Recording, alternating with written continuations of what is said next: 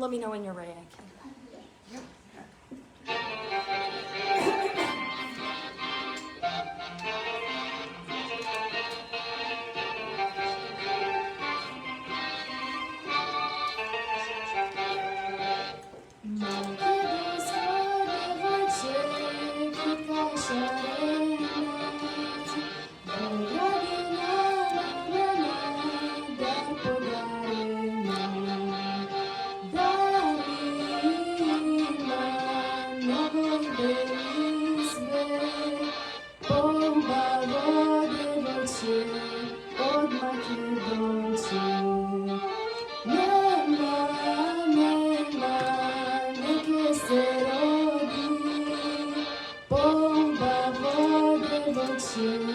Od Makedonci, nema zvijezdi poleti, odvojte oči, da se loke na nebo denke razdeni.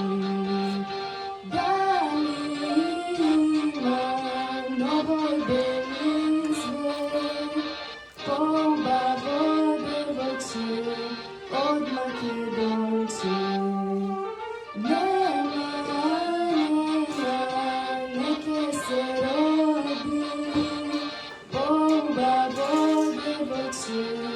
Od Makedonci.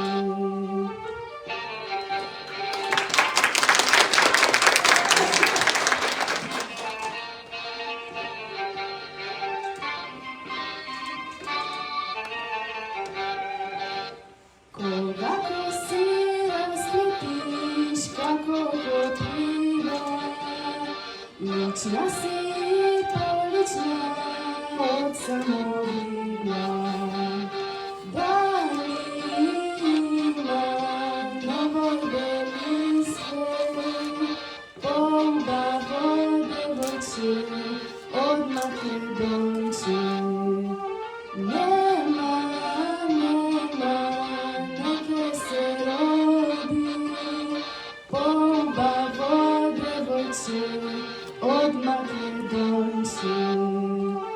Koga pesna zapeje, slave napeje, koga oro zaigra, srce razigra. Da li ima novoj beli svet, polba vode voće od Makedonci. Nema, neke se rodi, polba vode voće od Makedonci.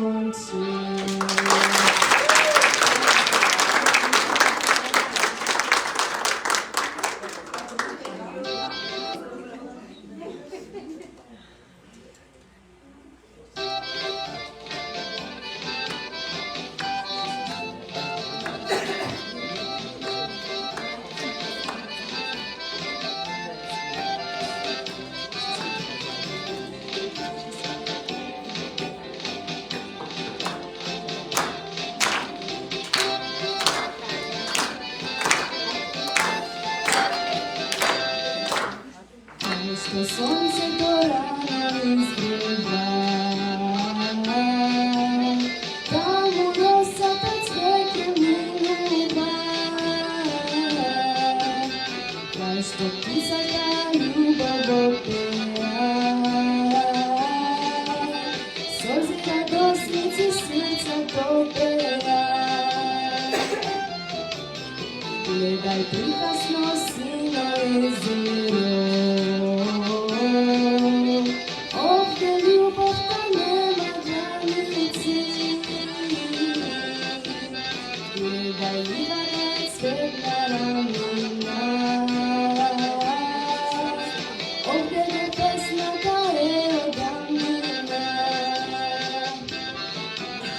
za mnogo godine Makedonci, kada li da ste, za mnogo godine moj narod je na Makedonija. Soljubo se ga da nas dragi me, ljubav golema, za večna da bude sretna na Makedonija.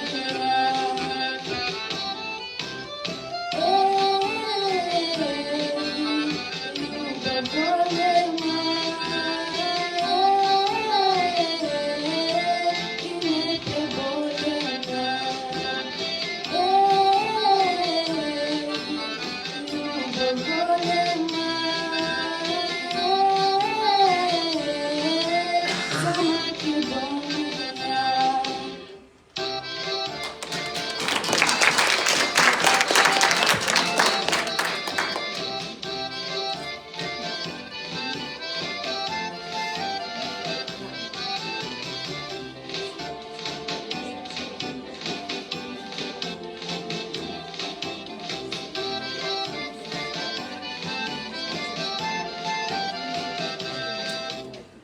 Ovdje merak od srca izgori, ovdje vino do duši otvori, ovdje molite se za ljubenje, momčina vreme to ne zagubenje. Za mnogi godine Makedonci, kaderi da ste, za mnogo godina moj narode na Makedonija. Soli beseda da nas bavite, ljubav golema, za večna da bude sretna na Makedonija.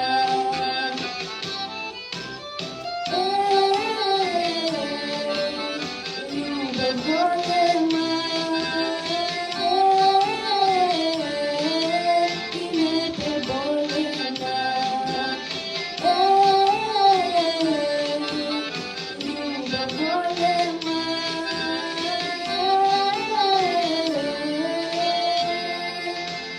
za Makedonija.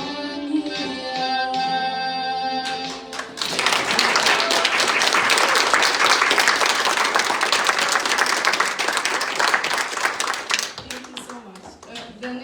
The next song that I will sing it's with a guitar, and I choose the first two songs with the message. The first one is called Makedonsko devojče, and the second one is called Za mnogo godini. And I chose these songs to wish you all happy Women's Day.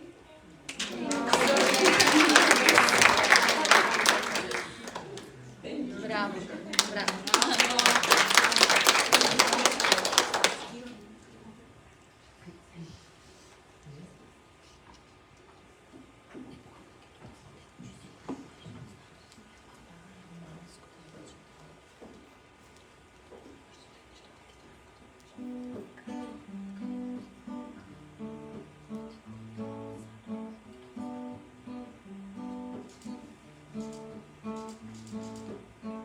Imaš oči kao okean, obalne cvjetne nema znaku, samo da te imam sebi imam sebi dar, ko rakete divam, te kuham, te klasične nacavam, za nas vreme to reka, na nas ljubav da čeka, nema vremena, noga ne mislim, na tebe koga leto događa.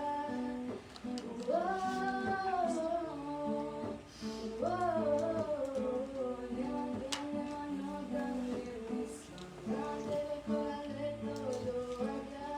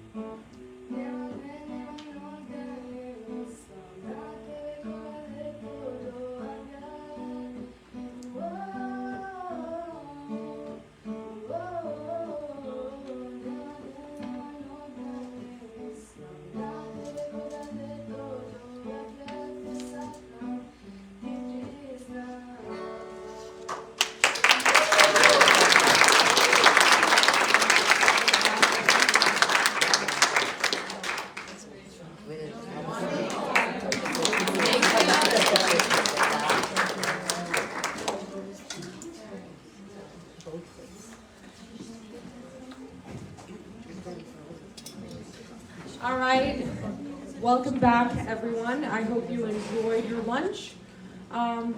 So, give me a second.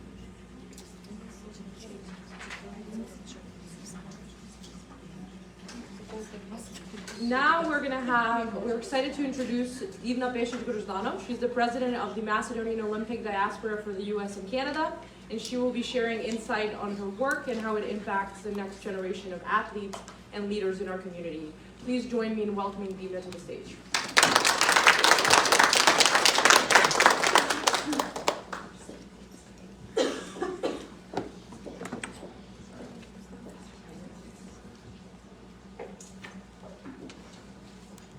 Добар ден на сите. Јас би сакала прво да ви се обратам на македонски јазик и да ве поздравам, да ви посакам многу здравје, среќа и љубов во текот на целиот живот, не само денеска на 8 март. Јас сум Ивна Пешиć-Грозданов од Кавадарци, сопруга на Блаже Грозданов, исто така од Кавадарци, мајка на Стефан и на Виктор, кои што се родени во Њу-Џерси, до кои што откако се родени зборуваат македонски јазик. Сега некои ќе помисли да многу полесно е кога двајцата родители се од Македонија и некако природно е во домот да се зборува македонски јазик и тоа е точно. Меѓутоа, зошто го кажувам многу личен пример? Го кажувам од причина затоа што во последно време постои тенденција на исчезнување на македонскиот јазик. И тоа не само на нашите иселеници, които се втора, трета, да не зборувам четврта генерација, туку за жал и разочарување за прва генерација иселеници. Постои тенденција на исчезнување на македонскиот јазик и во нашата држава, меѓутоа тоа е многу поширока тема. Сега сме овде во Америка и ќе сакала да ви дадам еден осврт околу тоа. Постојат реални можности за изучување на македонскиот јазик. Еве неодамна видов и објава од македонската обединета диаспора, на онлайн училиште на македонски јазик. Нашите цркви секогаш имат училишта каде што децата може да го изучуваат македонскиот јазик. Секако доколку постои мотив и желба за тоа. А мотив и желба мора да постои затоа што македонскиот јазик е основниот темел на македонскиот национален идентитет.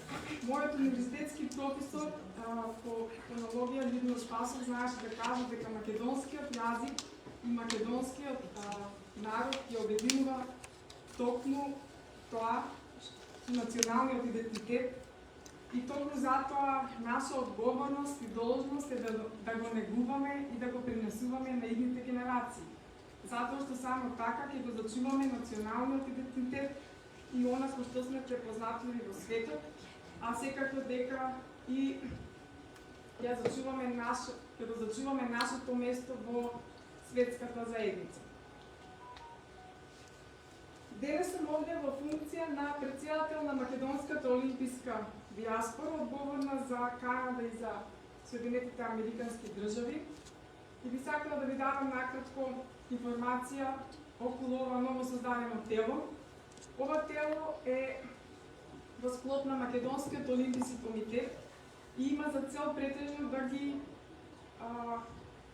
регистрира, да ги селектира и да ги ангажира најдобрите македонски спортисти од Америка и од Канада, кои што имаат македонско потекло и кои што би можеле да ја засилат националната репрезентација и секако со тоа да го издигнат македонскиот спорт на едно повисоко ниво.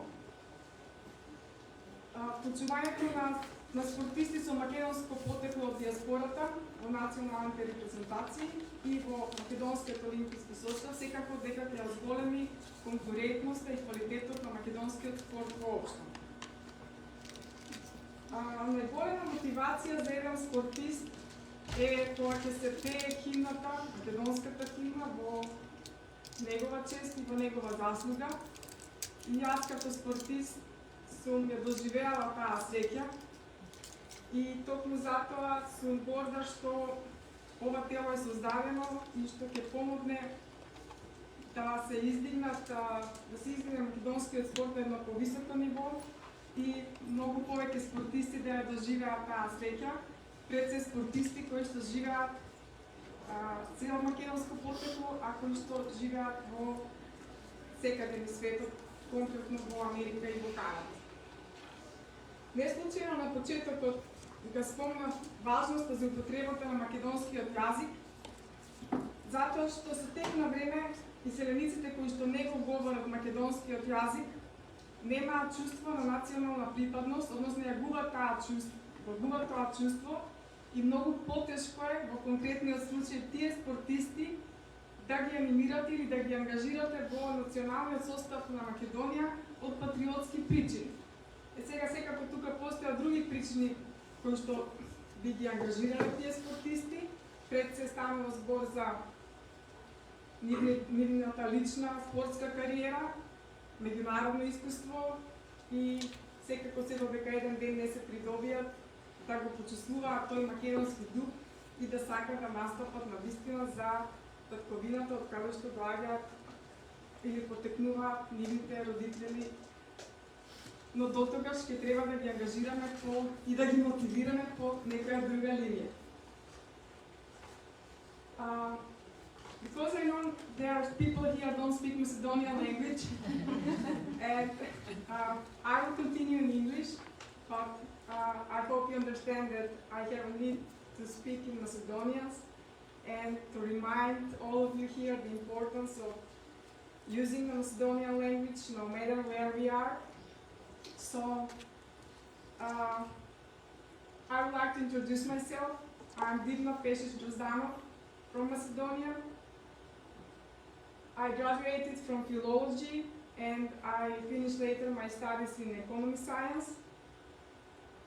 I'm an artist doing art for more than 33 years almost, and I've been chosen multiple times as the best abstract expressionist in the world by American Art Awards and by World Art Awards.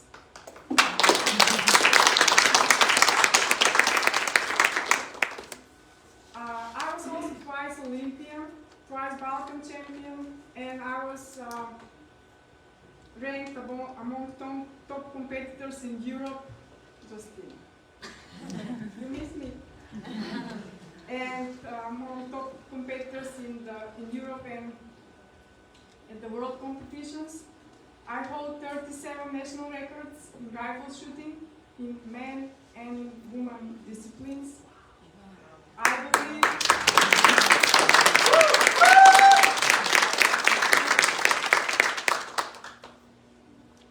believe those who were raised and born on the Balkan, I believe they understand how hard it is to live on the Balkan, to be a woman, and to be the best in rifle shooting than the man.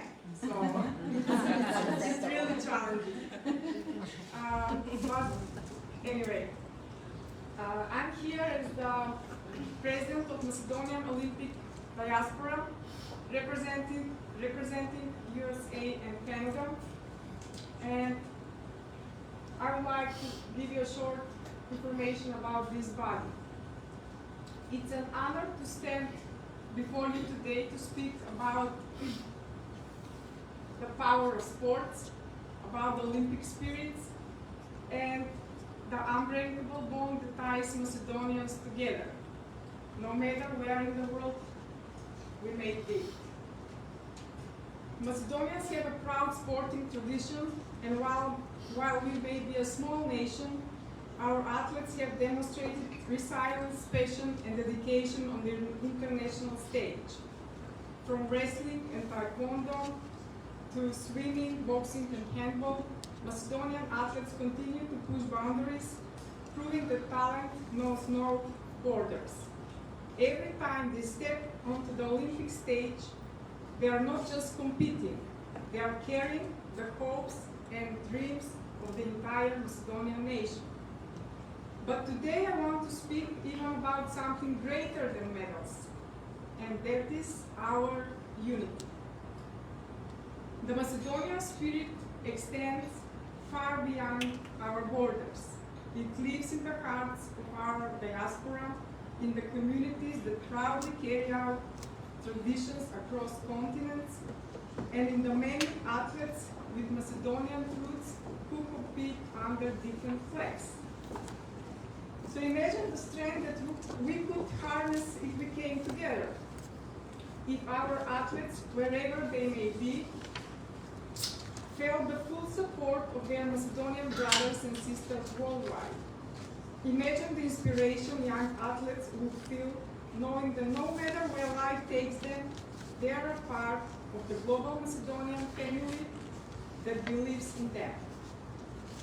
This is our call to action, to strengthen the Macedonian Olympic spirit by uniting as one. We must support our athletes, create opportunities for collaboration, and encourage those with Macedonian heritage to reconnect with their roots. We must build networks, fund training programs, and ensure that no Macedonian athlete ever feels alone in their journey. Macedonian Olympic Committee upholds values that promote national pride, sport excellence, and international representation. Through sports, Macedonian Olympic Committee unites the nation, encourages youth participation, and exchanges the Macedonian reputation worldwide, while promoting real values, peace, and healthy nations. This year, in the summer from 20 to 26th of July, Macedonia will be a proud host of European Youth Olympic Festival. So, if anybody have a chance to be there in this period, I would like to know about this sports spectacle because it will be something that is happening for the first time in our country. And of course, you can attend, enjoy, support, and feel the Olympic spirit in our own country. As I mentioned before, a Macedonian Olympic diaspora is a part of Macedonian Olympic Committee to bring additional values by leveraging the global Macedonian community to support national sport development. Some key contributions include strengthening the national identity by connecting Macedonians abroad with their homeland through sports, talent development by identifying and supporting young Macedonian athletes worldwide who could represent Macedonia, financial and sponsorship support by engaging the diaspora in funding, sponsorship, and investments to improve sports, knowledge and experience sharing by utilizing expertise from diaspora athletes, coaches, and sport professionals, and of course, international networking. A Macedonian Olympic diaspora could serve as a bridge between the homeland and the global community, creating new opportunities for collaboration, unity, and national promotion through sports, attracting professional athletes with Macedonian roots from US and Canada to compete for the Macedonian national team requires a strategic approach that appeals to their personal, professional, and emotional interests, as mentioned before. But at first, we need to find them. And that's why we will need support from all of you. We will need support mainly from United Macedonian Diaspora and for the Macedonian communities because they have the largest network and statistic about Macedonians living abroad. And I would like personally to thank to United Macedonian Diaspora for organizing this conference where we have the opportunity to meet so inspiring, beautiful, intelligent, successful Macedonian women. And of course, I want to thank to Macedonian Olympic Diaspora for everything they are doing for Macedonian nation. No matter where we live, we are all Macedonian at heart, and together we are unstoppable.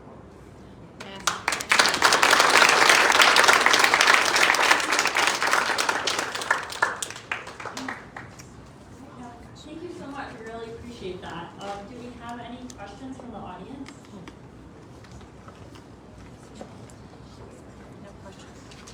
I have a question. I just saw on the internet what beautiful art performance you have. What is so important to be an artist or to be a sports woman? The most important is to be a human. At first, and today there are a lot of people, but they are a little humans. I'm doing art since I started doing art professionally, oil and canvas, when I was 13, so almost 33 years. I started with shooting rifles when I was 6 years old because my father was my coach, and me and my sister grown up with rifles, not with dolls. But sport and art are two things that is, how can I say, that I'm honored to do. And as I say all my life, that's how my family raised me and my sister, to be involved in creative and beautiful things like art and sport, and to invest in ourselves in education, because that's the only path to success and to become a real human being. So the connection with art and sport, maybe it's different on the first side, but when I realized, like back in the days when I started with art, and before I was shooting rifles, with shooting I only need to be focused on one thing, that's the target. And with art I can express myself wider, I can create a world that I can imagine, a better world. So all the time my inspiration is, because I'm using abstract expressionism, which allows me, this style allows me to create the world that I want to see and to live. Thank you.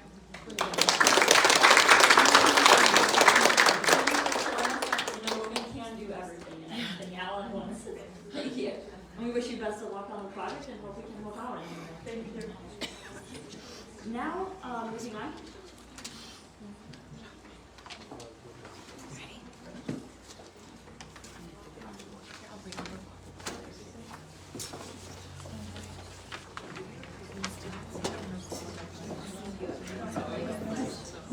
Sorry, there's something on the session focused on entrepreneurship and financial empowerment. We are thrilled to have two incredibly accomplished women with us today, Julie Boganowska and Vice President, who's the Vice President and Bank Secrecy Act Officer at Ocean First Bank, who's also a sponsor today, so we want to thank them as well.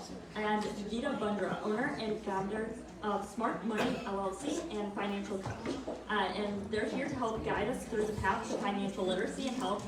Their expertise will help us understand the importance of financial knowledge and the steps that we need to take in order to secure our financial future. So please join me in welcoming Julie and Gita.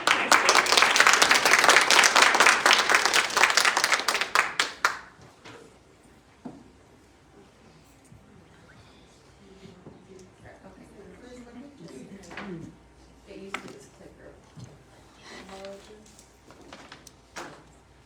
Oh, we have the presentation. All right, so, okay, what time do we have? So we have 1:37, all right? So let's try to complete this at 2:30 because we do have a 15-minute break, and I would love for, us to network more, and we also have the raffle that we want to do. So let's do that. So, all right, perfect. Okay, so Vida and I were going to be talking about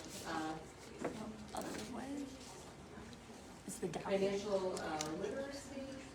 Down. The down. Yeah. Perfect. So financial literacy. So it is the possession of skills that allows people to make smart decisions with their money, right? Our hard money that we're making here, and so the main components of financial literacy is banking, budgeting, investing, and also protecting, right? Protecting our assets. That's very important.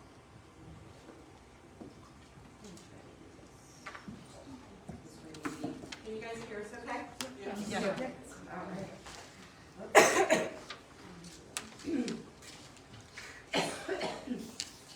So what is budgeting?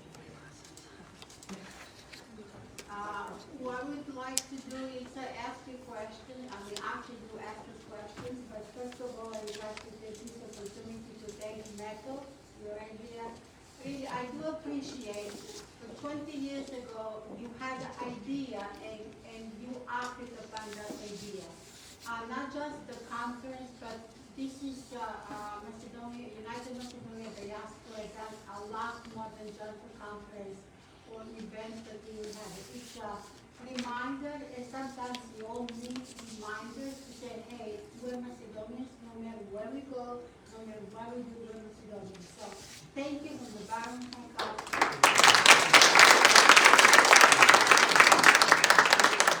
And also, I would like to thank my daughter, Christina Bonder. The problem. I mean, she did it in Caron. She found out about United Macedonian Diaspora. I did not tell her. She's the one who founded and called Metal and got together, and now she's the director and she's involved. She works a lot. And she really cares. So thank you, and I'm proud of you.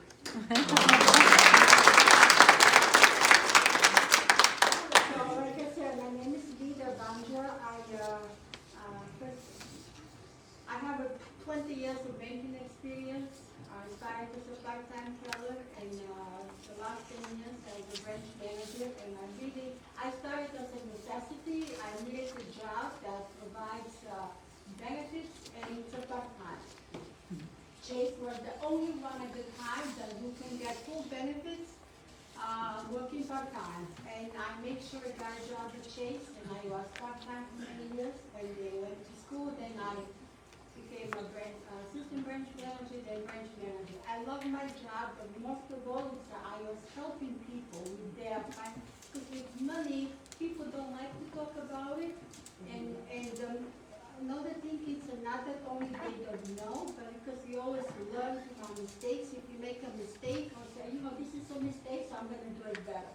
But when it comes to money, nobody wants to talk about it, and they keep making the same mistake again and again and again. So after 20 years in banking, my most important role in my life now is being better. So I opened my small business. I'm a financial coach, helping people achieve their financial goals. When they make a mistake, I scold them a little bit. But I give them tools and knowledge, so how it's not for me to tell them this is what you need to do, but I give them tools and knowledge so they know what they need to do to achieve their goals. So,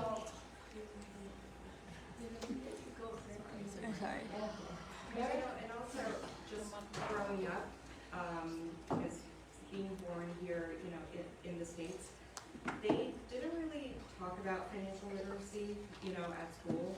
And, with my parents, right, they were immigrants, they came here in the United States, and it was really hard for them. And what we saw was just them working from, 7 o'clock in the morning until 6 o'clock, 7 o'clock, coming home, making dinner, putting, dinner on the table for the kids. But then we didn't really talk about finances. And now I feel talking about, financial literacy is more open, nowadays, especially for young children. And also in like low moderate income areas, there's more opportunities where, you know, banks are providing back to the community, and we go out and we, you know, try to educate young adults and also adults in like communities. So I wanted to ask, so from the audience, what is a budget, and how do you potentially budget?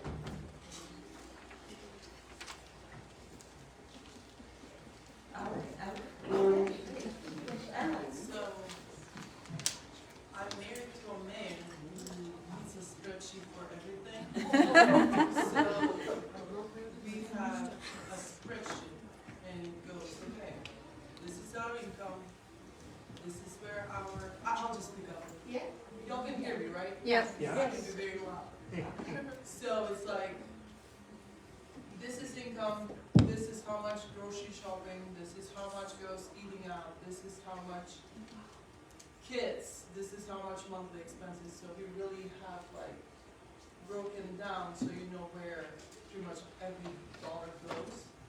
So that's very helpful to one, keep you on budget, and two, to actually be like, okay, this is where we want to go, this is what our future wants to look like, so what do we do now to get there?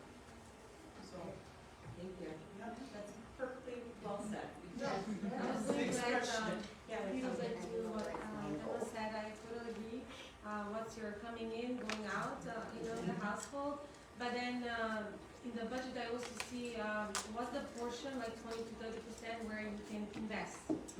Try to stick to that. Take out 20% of your coming in and put it on the side, and don't touch it. Just don't touch it. Like put it on the side of the account because you're gonna need it for investments or inspire.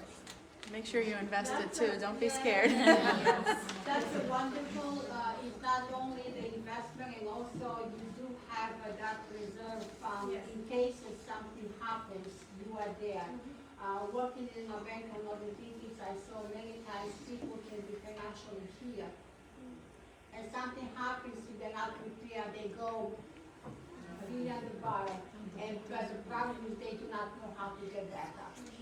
But that keeping, save money, and I know all the times, it's not enough money, it's never enough, basically, but we have to be conscious of that, we have to have a reserve, and to keep us healthy. So those three main elements, right, for a budget is the income, right? It's what you make. Then you have your expenses. What we're spending on, right? Is it a necessity? Like, for example, food, right? That would be a necessity. Mortgage, right? Putting a roof over our heads. But then what is really unnecessary? So sometimes I could overspend, on shoes and purses. I don't know, Vida, can you also relate here? Who can relate to that? Raise your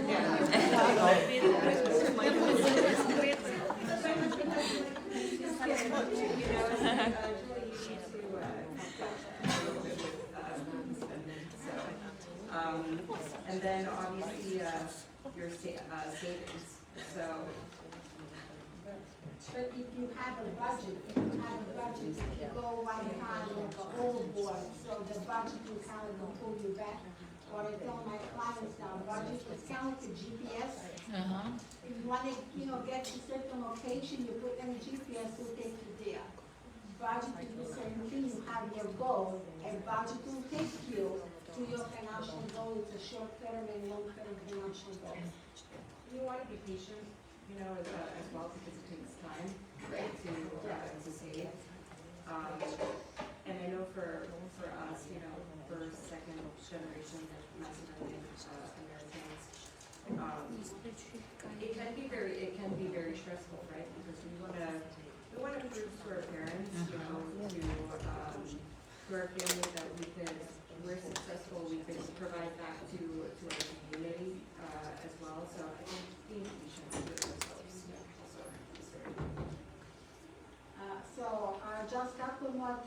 about the budget and then we'll move on to budget. With the budget, it's very important, like Julie said, you have your income, but make sure you put all your income on one section, and the expenses, and again, the expenses they have to be divided by what I call the needs and wants.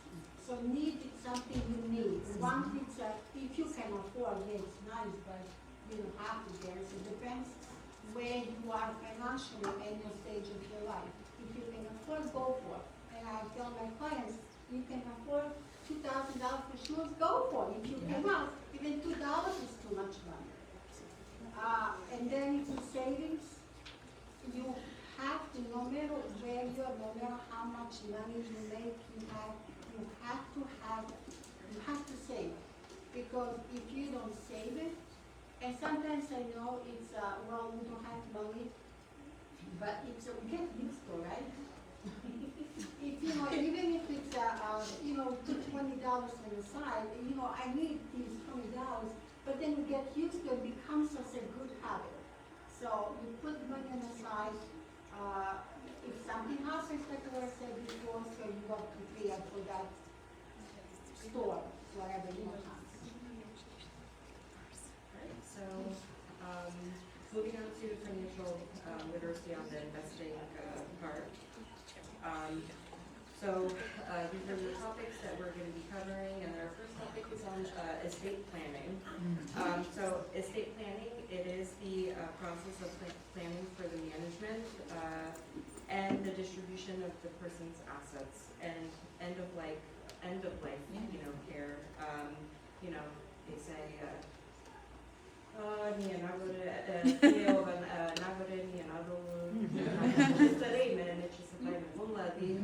but we have to plan for estate. This is very important because we also have to think about our children and also our parents as well as they get older.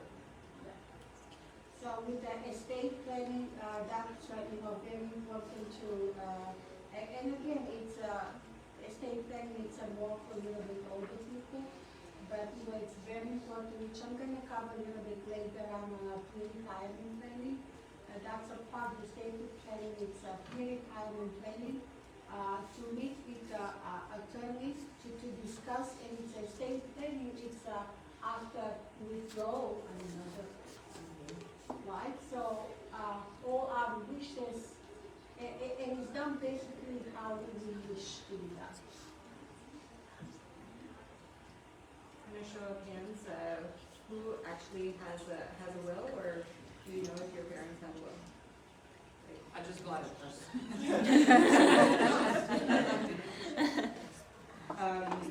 So for just the sake of prudence, it is definitely recommended to just seek assistance from an attorney who can kind of guide you through the process. That's very important. It can also be a little frightening as well. Just kind of like the thought of it and how beneficiaries, how are they going to be with one another, right? When we are gone from this planet, but going to another place.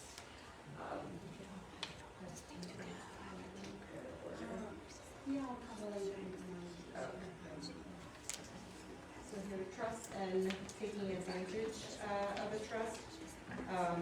Some advantages would be protecting from creditors, also potential transfer tax savings, and income tax benefits as well.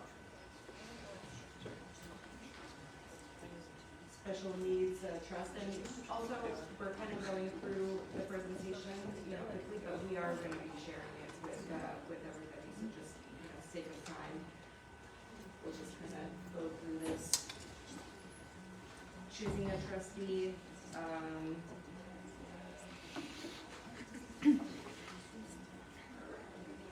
So this would be a person who is going to manage the trust assets and just execute on the trustor.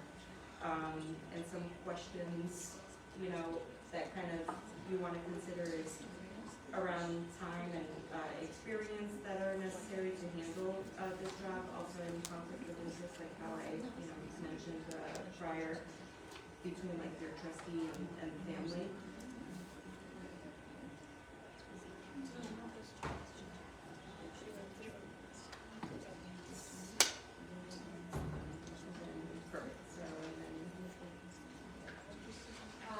I prepared here a little bit for, I call them 10 steps for the 5 years pre-retirement plan. What that means, many times it's, and I see a lot of my clients, they retire and they really do not know if they can survive on Social Security or if they have a 401k, they have IRA. So what I call 5 year can be 10 year. You can start working on it a little bit earlier, but it's get financial checkup. What is financial checkup? See exactly everything what you have. Write down.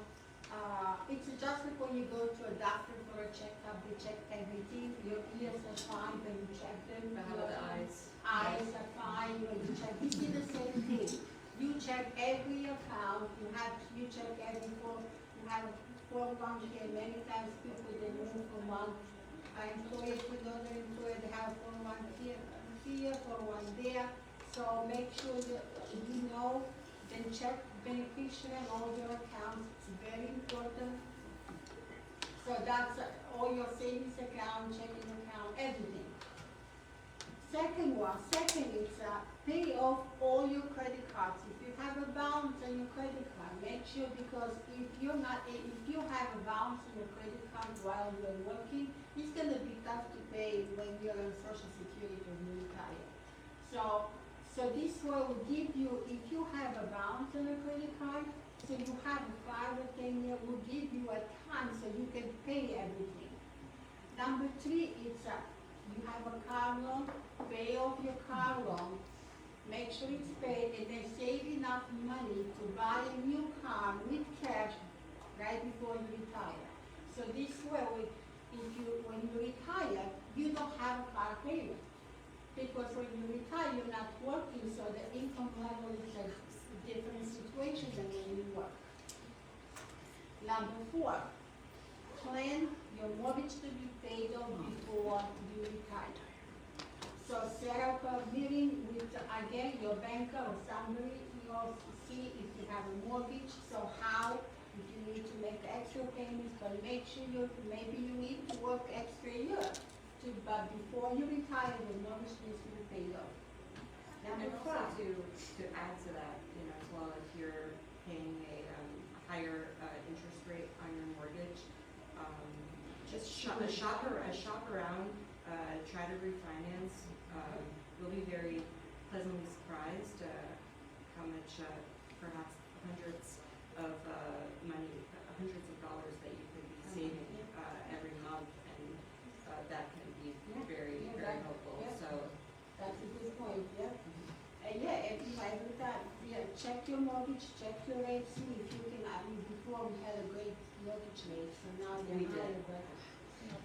So now number 5, set up an appointment with attorney. If you have your own attorney, if you knows you very well, set up an appointment with your attorney. If not, find a good attorney, but attorney who specializes also in trust, because not every attorney specializes in trust. If you have what usually your net worth is around millions, you should definitely have a trust. And there are many reasons that it's more beneficial to have a trust, but also with I want to point out that if you have a living trust, there are 2 different kinds of trust. One is revocable and irrevocable. So that's very important. It's a big difference. Irrevocable is once you sign it and it's all completed, you cannot change it. Probably you heard now Fox news station. the old guy, Luther, he had a irrevocable trust, and he wanted to make changes now, and he's not able to make changes. Now, but revocable trust, you can make changes at any time. For whatever reason, you can set up and you can make changes. The good thing about trust is also it's kind of protects in a way that, God forbid, let's just say I have a living trust, and after some time I get sick and have to be in a long-term care. And the way it works is that they have to insurance-based, up to how many days or how much money this and whatever, then after that they don't pay. And then the hospital will come after my hospital. Now, the trust is a separate legal entity with its own tax ID number. So, in 5 years past, they will not be able to see the assets in the trust. So a lot of people, they set up a trust, that's the only reason. Now, when you set up appointment with the attorney, and again, review, if you have a will, review your will, because it's very important, again, it is according to your wishes. Everything is in a will and everything is updated. I just said a client, I'm helping them, they had a will that's 30 years old. The attorney who drafted the will passed away. The two witnesses passed away. And it's very hard to untangle. And it takes 4 times more than I think like they cannot find anything. And it's 10, 40 years ago. So make sure everything is out there. Can you do the will on your own? You should not do will on your own. It doesn't cost a lot of money to go to attorney. Depends on the state. Every state has a different laws and regulations. Some states will allow you, so you can just go to notarize it. But I always say it is always better, and for a reason you can have a will, then you forget about it, and then it may become complicated situation. But it's not expensive to go to attorney. Okay, so the will also has to be with a lawyer that specializes in trust. No, most of the attorneys they do will, but not all the attorneys they do trust. The state lawyers. So now, number 6, and I have to line up right now. Set up appointment with your financial advisor to determine how much money you'll need when you retire. And also that time, so you need to create a post-retirement budget. So you can work with your financial advisor, okay, I'm not gonna have, so your budget is gonna look a little bit different after you retire. But so, I got an appointment with the financial advisor, so he's gonna be, he or she will be able to help you, if you need more money. So there are different ways, and the financial advisor, they are business. Thank you. Congratulations. Thank you. I'll call myself a wizard moving forward. Listen, we do have a different product. We do have a different product. It's not just for investing into stocks with mutual funds. They do have a different Insurance, we do, yeah. Insurance and Estate planning, yeah. Yeah, with Charitable insurance. stuff, yeah. This is something that I did. I had a customer that's like that. It's to transfer wealth. I had a customer, 78 years old. She got life insurance, $1 million life insurance policy. And the reason was, when she dies, so she puts beneficiary, so when she dies, that money goes tax-free. Because estate was, I forgot how much it's, they have a threshold. Every state, yeah. Yeah, the state goes over that threshold and they'll pay taxes. So, I mean, it's a smart way, you have money, you can give that money to your family, so it's the best $1,000,000, she paid $1,000,000, and got $1,000,000 policy, but it's just, so that's what it's a financial advisors, they're like police, they have a different types of products so they can work. Okay. All right. Now, another thing which I get a review beneficiary on all your accounts. This is very important. If I have time, I'll share example because I know myself and learn if there is an example. And that information will save my mind. Now, the number 9 is open before you retire. Open home equity line of credit. So now I say, well, you ask me, say yes, me to pay off my mortgage and then open home equity line of credit. Now, home equity line of credit, so your mortgage is paid off, you don't have a mortgage, and you qualify for home equity line of credit because you are still working. If you retire, you may not qualify for home equity line of credit. But home equity line of credit will give you peace of mind for 10 years. It's a line of credit. You don't pay anything. You pay only if you use. Even if you have a lot of money in 401k, checking savings, but the home equity line of credit is good to have because something happens. Let's just say there is a storm and the roof went wherever, you need to fix the roof, you need money. And if that time the stock market is down, you take money out from the stock market, you lose it. But if you pull money from a home equity line of credit, and then you can still take money after the markets go up, then you can take money from your 401k, pay your home equity line of credit. So again, home equity line of credit right before you retire. Most of you are young, way too young, but you can tell your parents. That's a great strategy. I had a lot of customers with a lot of money, and I would advise them, to get a home equity. But that's the reason, especially if you have the money in the stock market. So you have to have a home equity line of credit, basically. And then power of attorney. You have to get, before you make sure you have a power of attorney. And again, that is when you meet with your attorney. The power of attorney is a legal document that allows someone else to act on your behalf. There are different kinds of power of attorneys. Again, that's a more legal.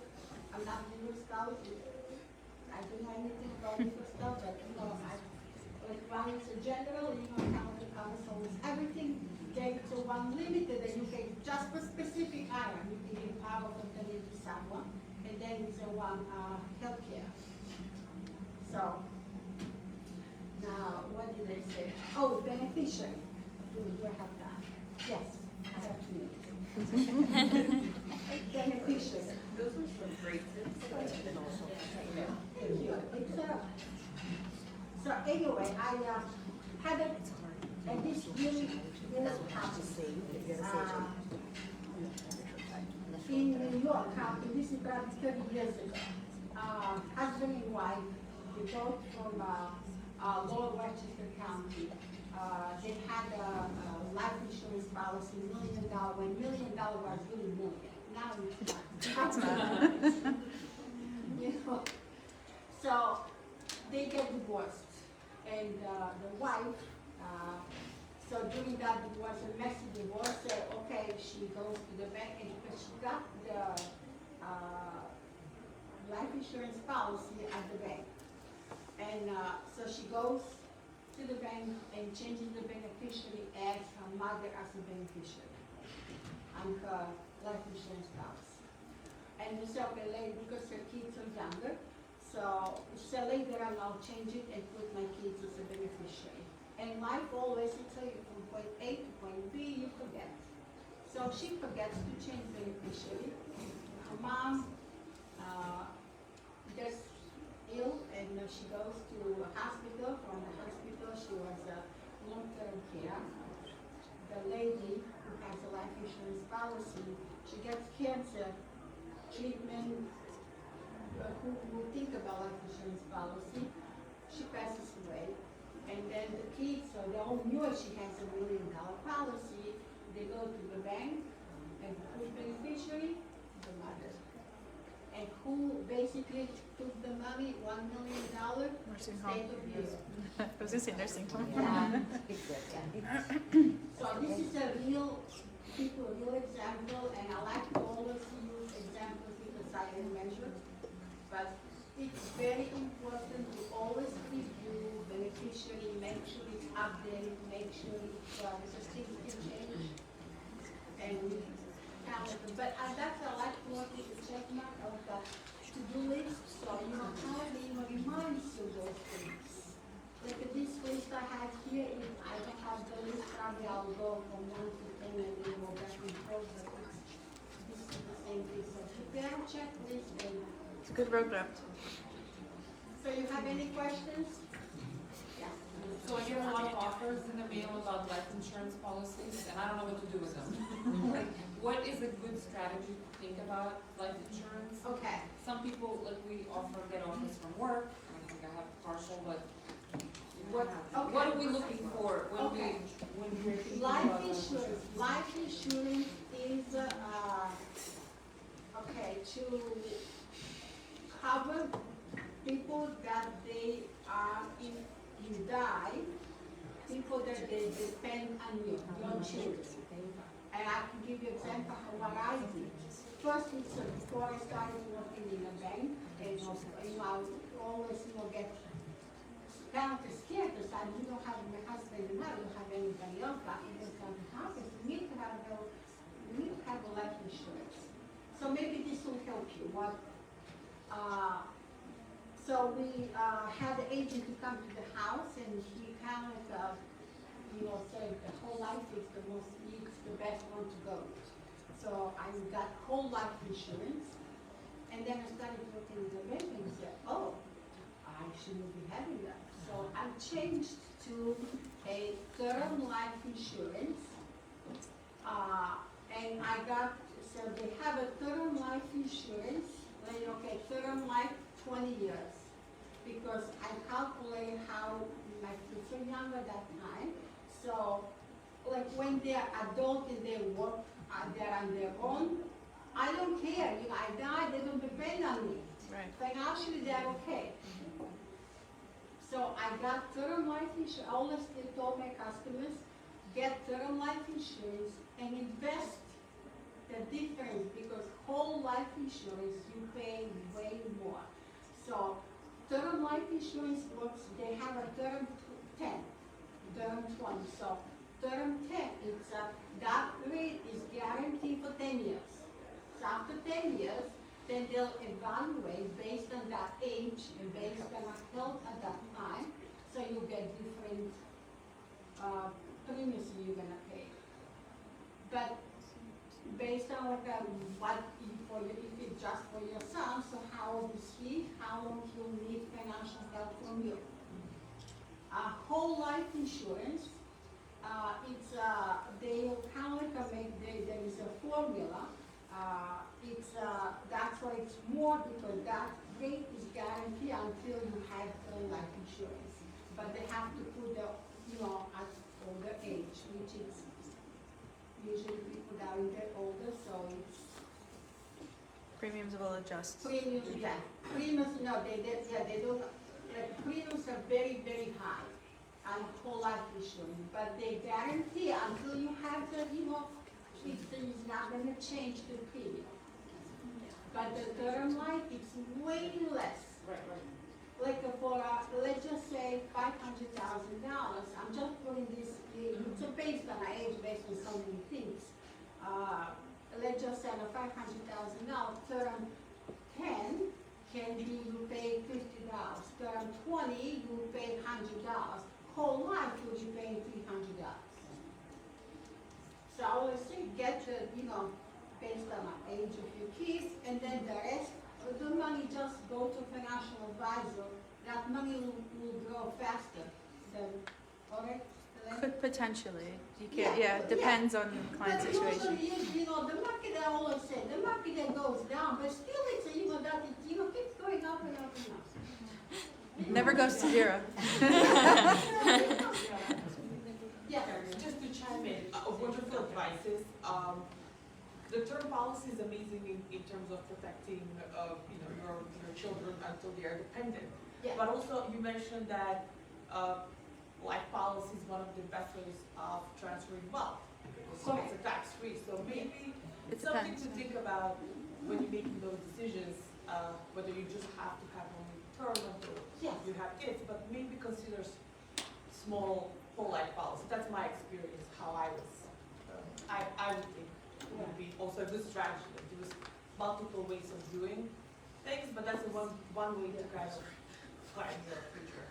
I mean, it depends on, and also depends of your need, and depends how you feel. Like just like some people, they can say, hey, you know what, you can invest aggressive funds. Some people, they open their statement every month and they'll get paragraphs when you see the market goes down.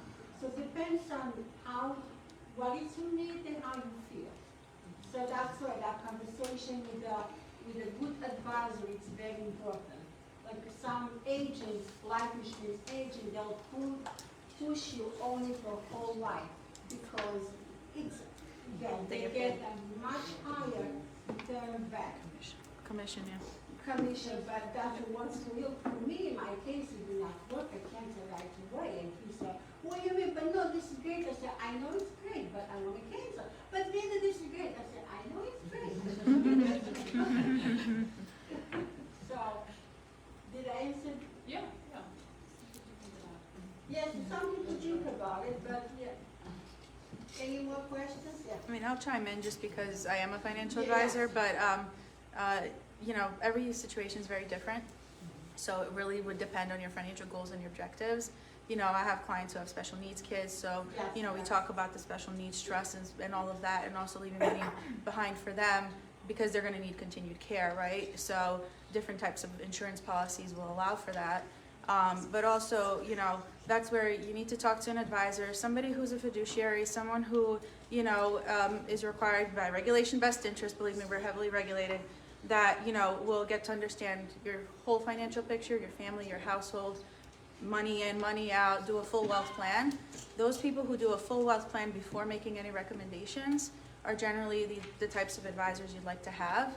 And also, you'd like to have an advisor who not only just does insurance, but that can have access to all sorts of investment vehicles, outside of just the insurance piece. So, we can talk about specific, types of entities and things that you can use and tools at your disposal to, not only create wealth, but also pass down wealth. But at the same time, it's really critical to have conversations, and I find that women are less likely to invest. I find that, immigrants generally don't like to think about these things because, oh my God, I'm gonna die soon. Like that's not, those are the thoughts that you think about. But unfortunately, Vida, Julie, and I probably have come across a lot of people who didn't have good planning, who maybe forgot a beneficiary somewhere and now the siblings are fighting it off. And then, wills that haven't been updated in 30 plus years, and then it's contested, and then what's happening. So, that's, it's important to have a conversation with an advisor, get to understand everything, and then, at the end of the day, we're always resources, and we always have tools that can help anybody, so. It's not a question, but just a comment. There's also, you need to think about is healthcare if you're in a nursing home. Yep. I forgot what the. Long-term care. Long-term care. Yeah. That's for those of us who are not in pension plans, who don't have healthcare. Well, actually, healthcare's changed for everybody, even if you have Pretty a much, pension. yeah. But so that long-term care is very critical, to take the burden off of your children. So. Yeah, there's hybrid policies, there's all sorts of stuff out there. There's a policy that Yes. we are covered for long-term care. I know I don't have 2 minutes, but I'm gonna borrow 2 minutes anyway. You're gonna pay with interest now, come on. I'm talking about interest. Later. So, credit is very, very important. I just want to share here a quick couple numbers. I know most of you're very successful women, but maybe you can share with the other people, around you. having a good credit history, good credit score, it's very, very important, which will give you a purchasing power. I was talking before too, and I always share this with my clients, what I call it a Honda Mercedes situation. If you borrow $50,000, you buy a car, you borrow $50,000 for a car. If you have excellent credit, and many times they do have a 2% interest rate, or sometimes I got mine 0%. So on $50,000, if you pay 2%, you'll be paying interest in 5 years, $2,583.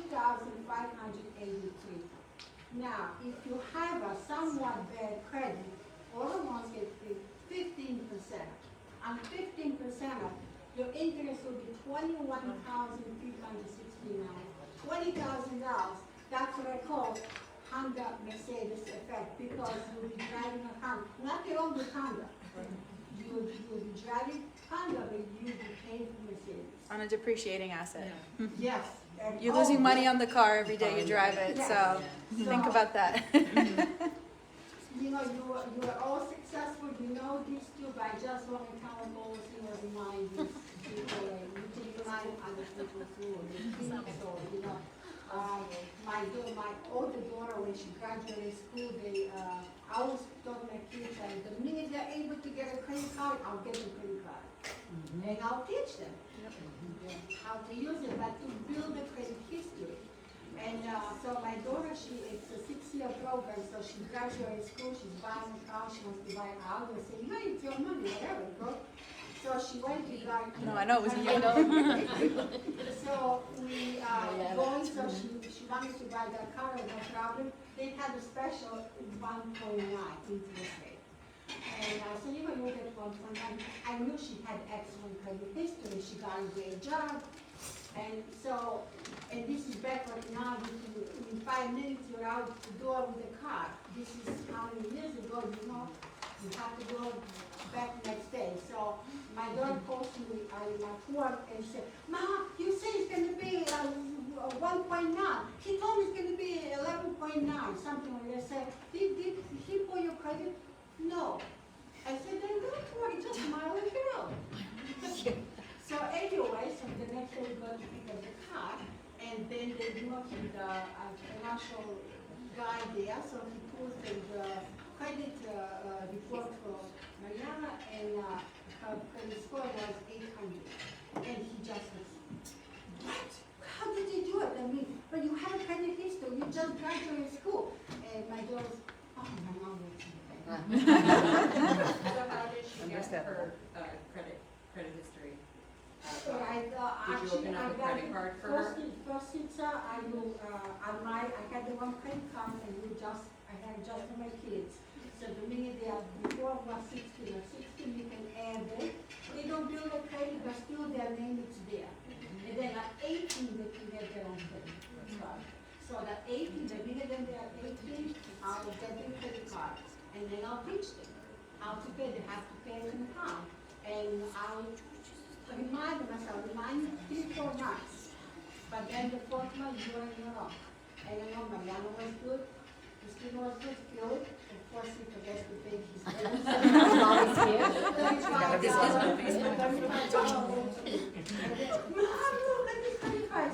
Oh, you're going to pay a bill like that? Yes. I know, if you call the bank, they'll wait, and I'm thinking, no, I'm perfect. So, you just call, look, and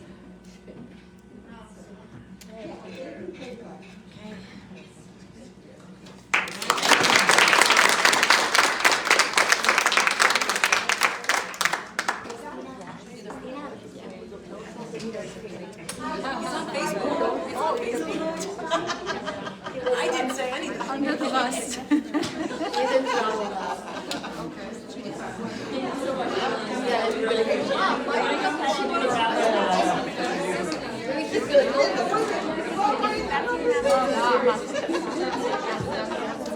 Check your full baby please.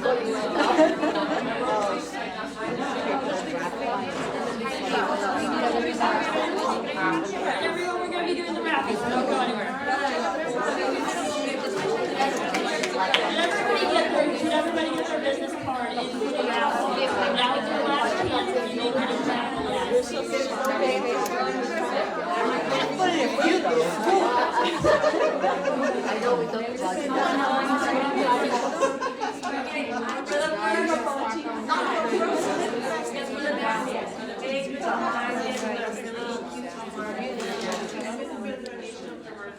Cafe. It's located in Waldwick, New Jersey. You should go check it out. Mia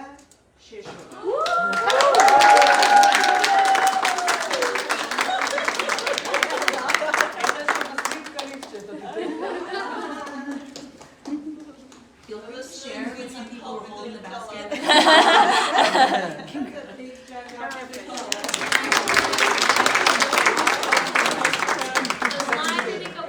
The biggest foodie.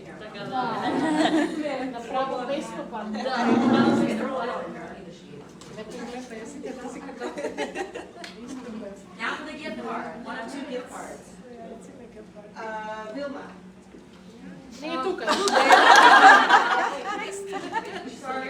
No, she's not here.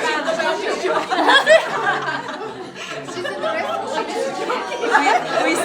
We said go. She's here.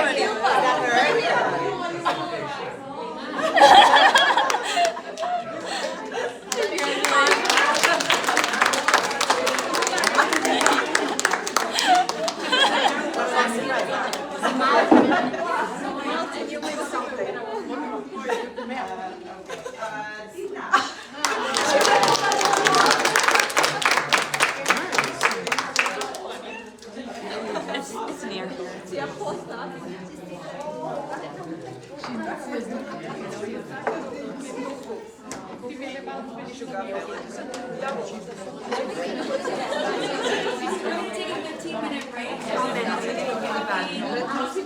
Stand up.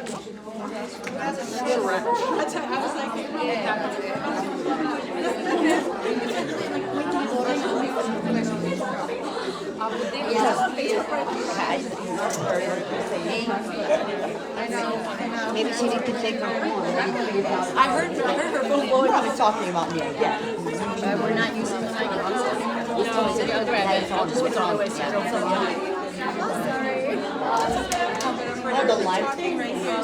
Let them watch you love.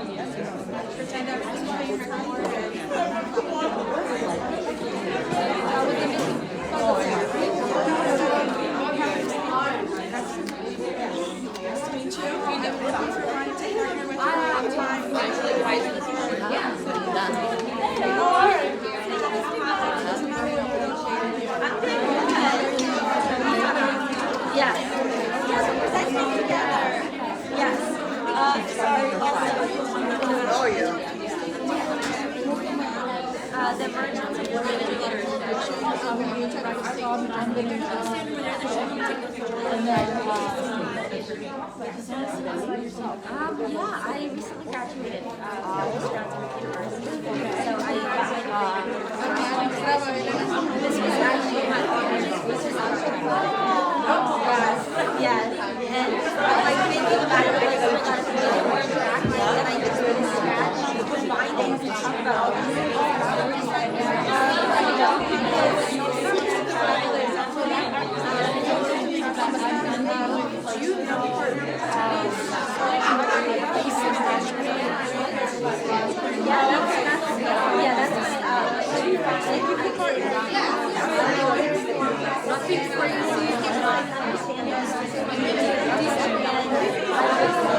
I was trying to figure out the building, and one thing we talk about is community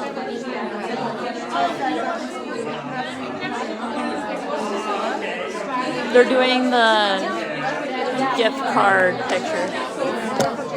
Oh my god, so sorry. I'm like so tired. I don't know about you. I'm wondering if I should end it for a hot sec with the break and come back, or do we keep the people? It's fine. It's cute. Keep them I engaged. can watch. Yeah. Watch those people over there.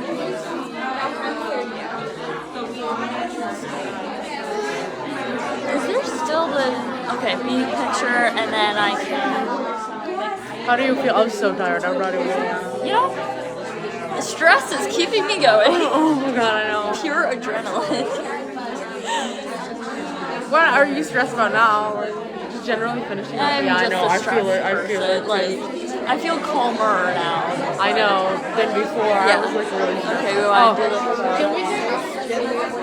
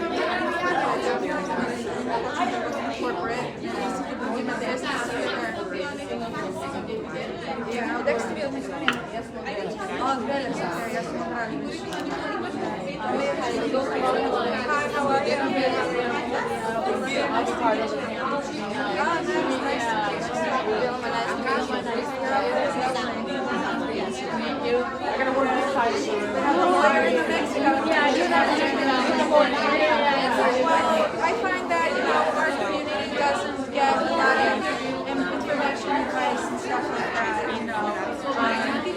or they don't invest. Like for me, the biggest thing is getting people to invest in estate planning and just everything in general. Because everybody owns a business and owns houses, and that's it. And I'm like, that's not how that works.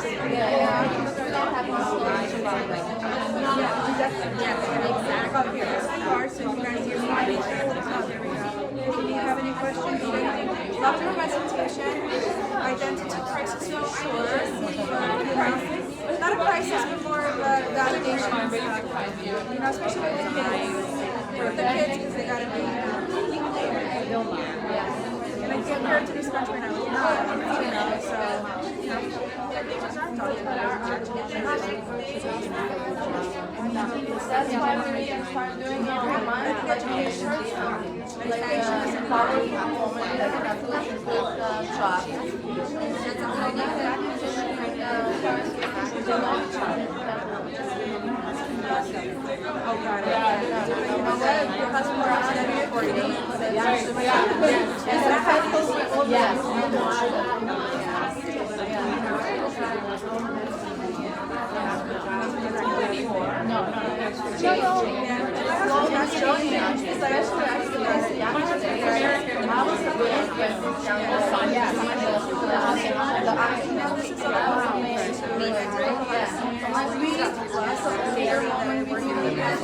A lot of people actually the husband dies first. I'm interested in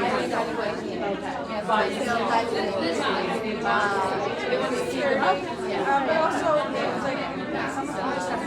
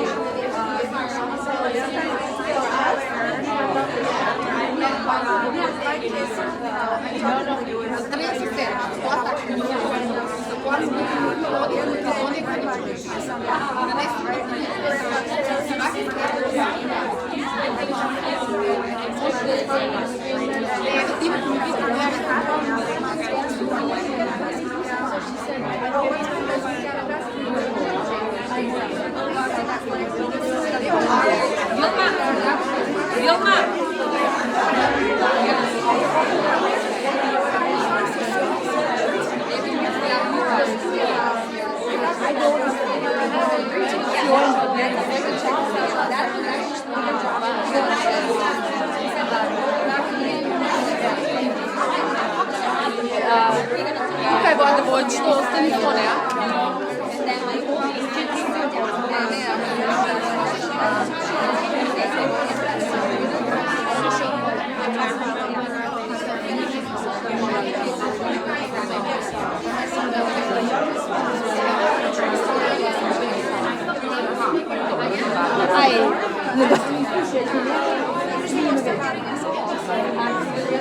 Ajde, se gledamo.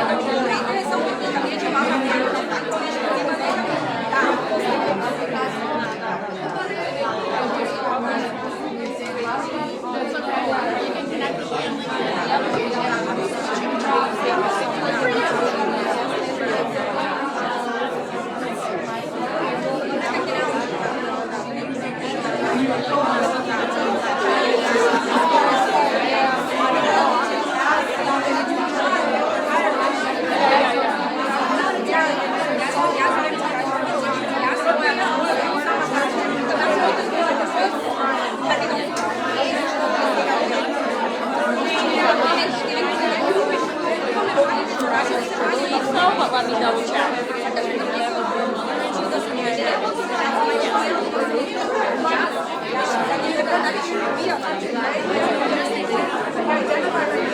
Should I give an announcement about like from like Macedonian? Yeah. And make sure to see us. Yeah, 'cause the speakers will be getting a bottle of wine.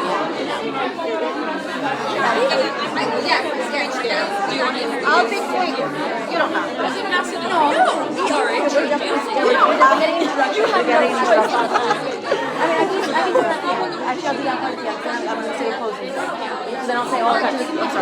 No, I just wanted to put that there. Okay. If you want, you can. Oh, yeah?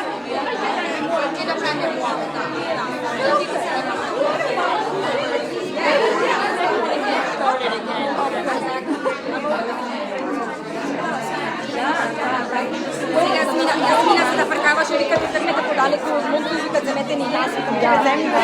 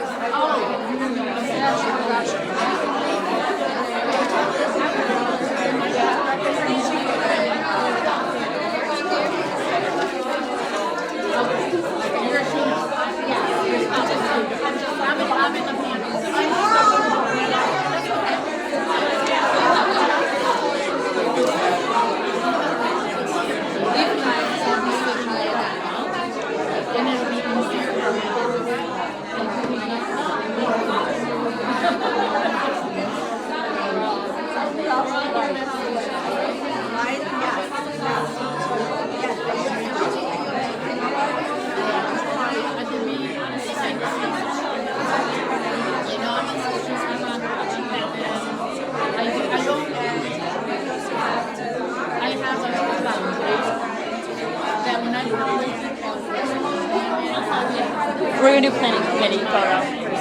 We are?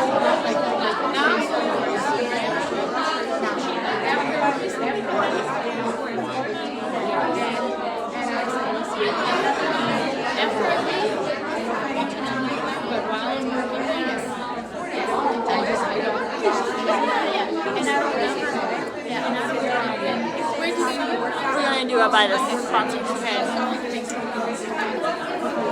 By the sponsorship. And I would focus any personal stuff.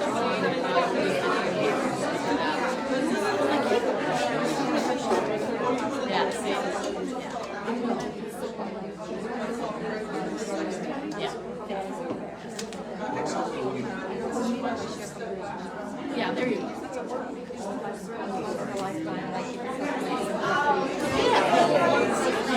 Yes.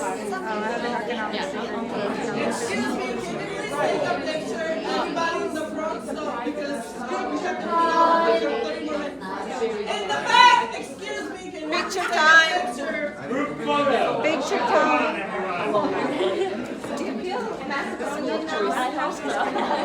I do. Here we go.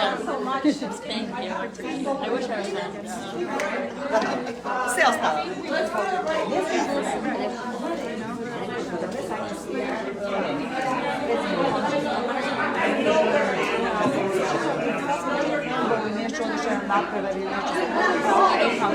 Ja nisam svjesna ono da je COVID, sam živi lideri, tako ja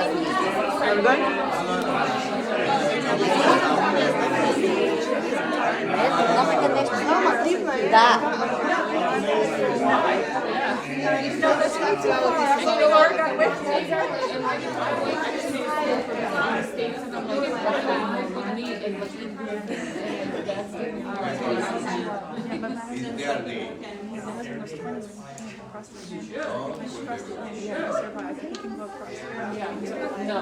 No. He's staying here. Yes. My mother lives with us, so he gets all the time, you know, so yeah.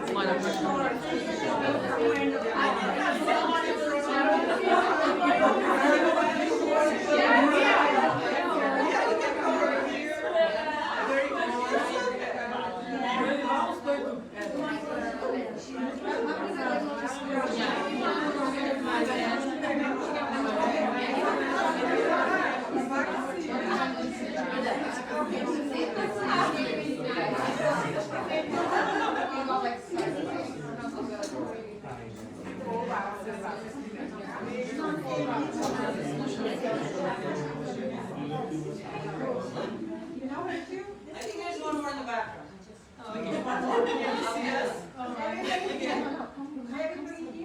One more. Can you see us? Emma is one of the important ones. Can we get one more chair? I'll get a chair right here, next to Wilma.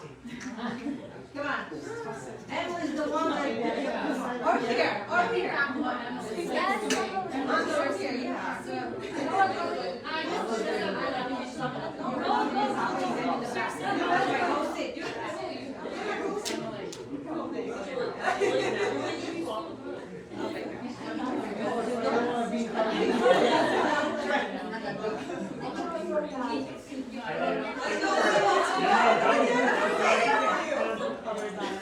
Yes, please.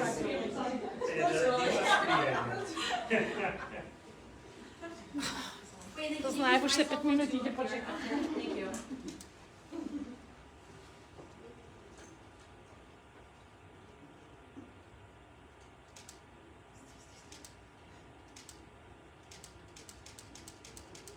Okay, and also I would love to capture this in the video, so if you all can just wave for something. Okay. 1, 3.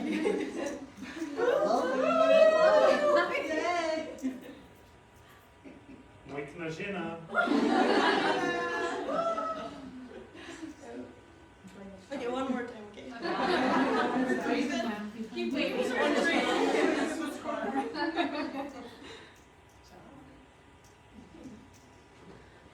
Great.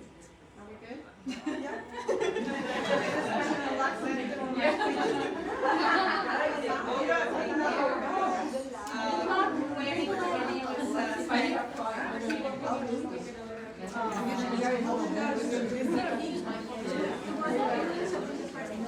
I know, right?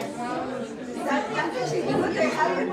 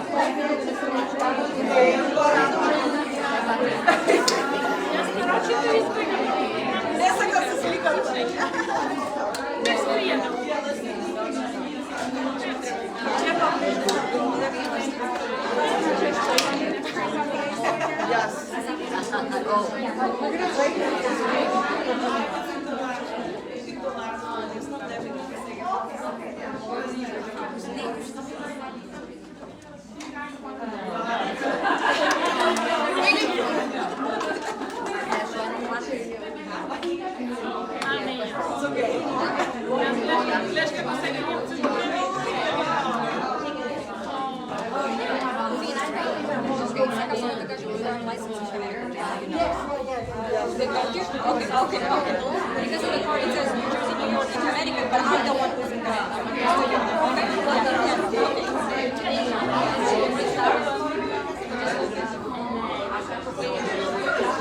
I love it.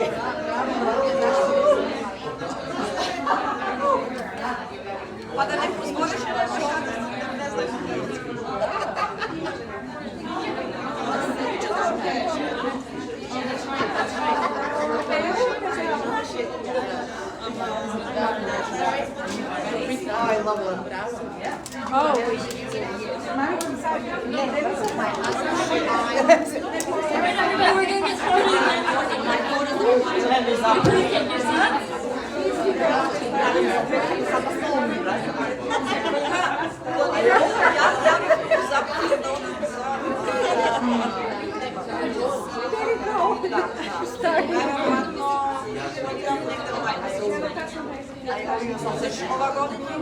I'll come next to you. Okay, ladies.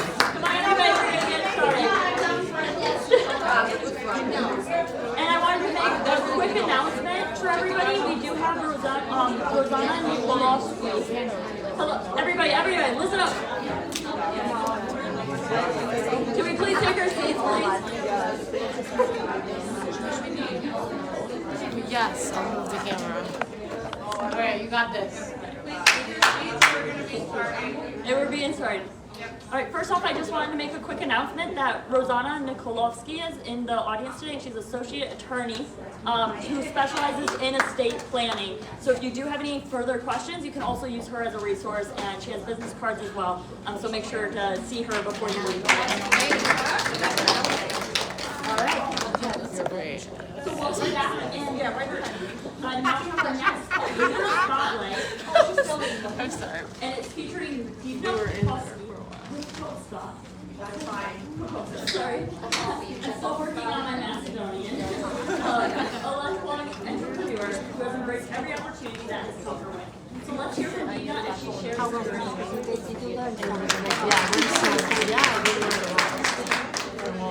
I will actually take that with me.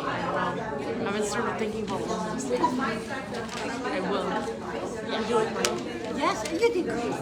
You did natural like you. Perfect. I'm so happy. Okay, ladies. And I'm having an amazing time, and as I can see, you all are having a great time as well.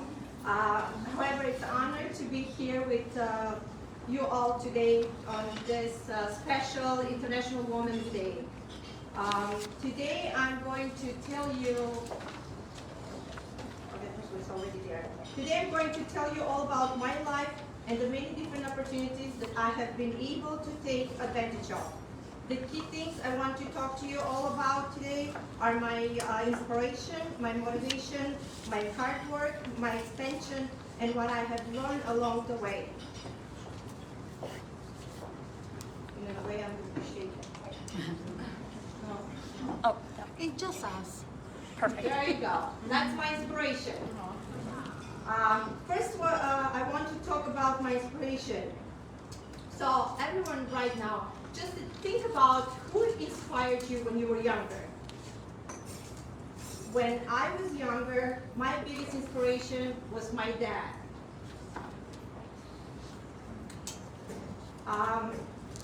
But you all think about it, whether that is professionally, academically, or personally. So think about it, who inspired you, and one day, actually, I believe as they inspire us through our life, one day we should thank those people, because we kind of, they are the ones who inspired us to go forward. When I was younger, as I said, my dad was the one that inspired me. Thinking about my future career and professional life to look like mine, inspiration was my dad.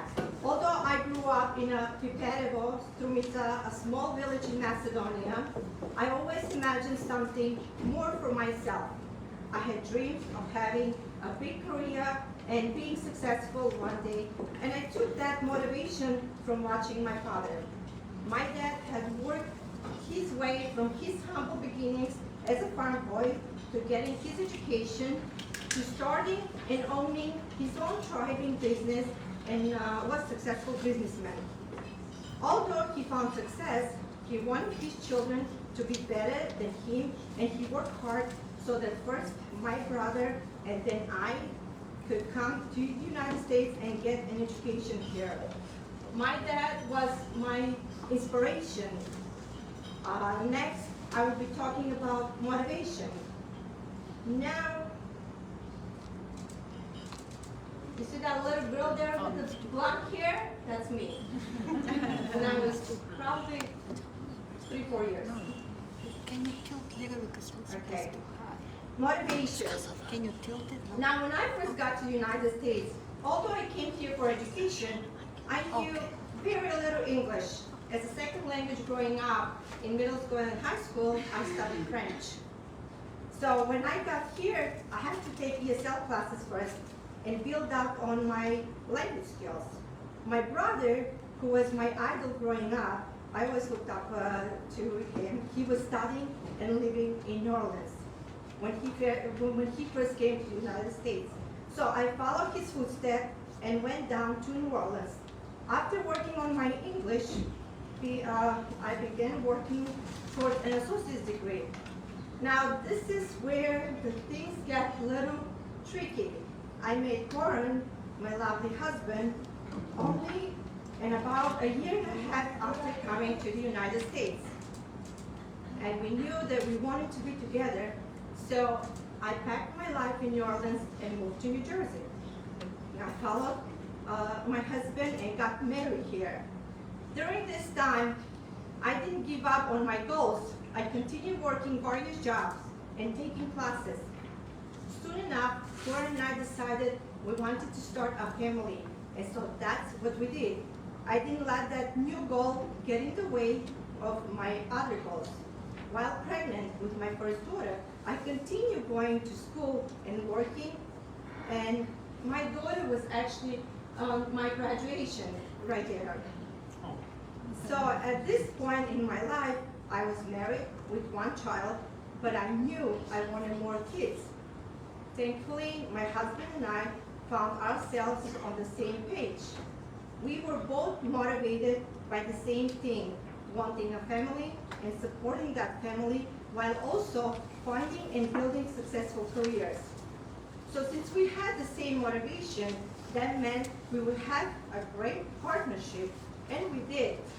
We understood each other and understood that after our first child was born and we were looking to have more, I would spend the next few years at home while he worked, and then once I was ready, I would pick up my career back up. So that's what I did. After our first child, we had and then two more, and for about 6 years, I was at home watching and raising my kids. But then I decided it was time to return to work. Now, here is where the hard work comes. And after I decided I needed to get back to work, from there, Goran and I opened our construction company, Pope Contracting. Me being as the principal owner president of Pope Contracting, and my husband being the senior project manager on the field. Pope Contracting was actually a certified WBE entity in New York City, and New Jersey.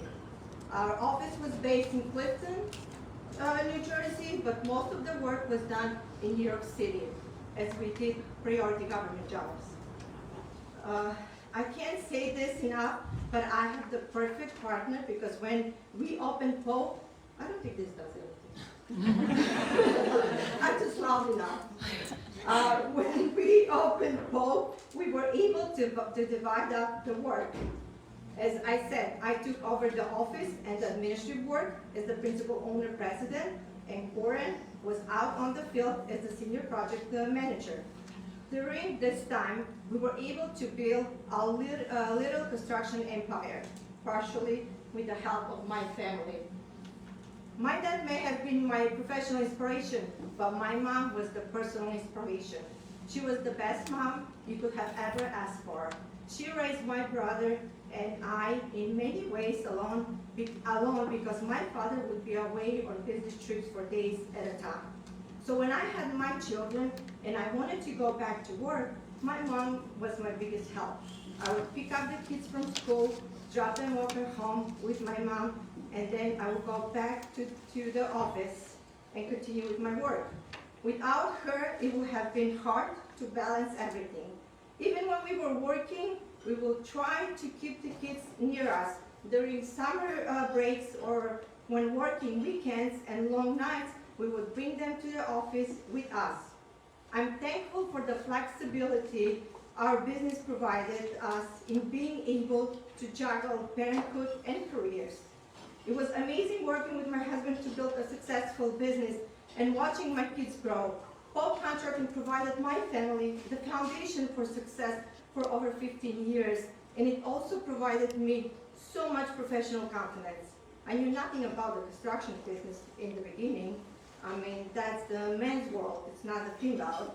But throughout that time, I learned everything possible to advance my skill set as much as I could. This period in my life was incredibly difficult. Juggling everything together but I wouldn't trade anything. I worked hard to create a foundation for my family and for myself. I had found my success to hard work. And I always say hard work pays off at the end. Next, we'll be talking about expanding.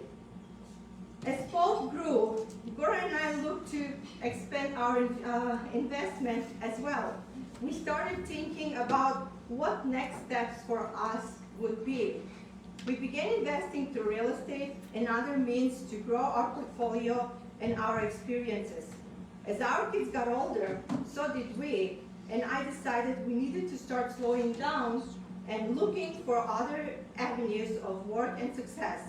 That's when we got the idea of opening a coffee shop. And I looked towards my love for my time in New Orleans and learned more about PJ's Coffee of New Orleans. Although I had no experience in the food industry, after doing research and weighing our opinions, we decided to go for it. Our options. Sorry, too much reading. I decided to go for it. We went to New Orleans with our family, signed contracts, and entered the next stage of our lives. I have been managing PJs for the last 5 years, and the experience has been amazing. But even now, I'm looking for my next opportunity. With all of this being said, the lesson I want to share about my life is that when opportunities come your way, take them. I came to the United States with no English and decided myself to learn it. I knew nothing about construction, and yet I worked hard to become a successful woman owner of a construction company. At the end of the day, if you know what you want in life and you work for it, you will be able to accomplish and succeed, no matter what industry or how you do it. My advice is to always keep your priorities and values in mind.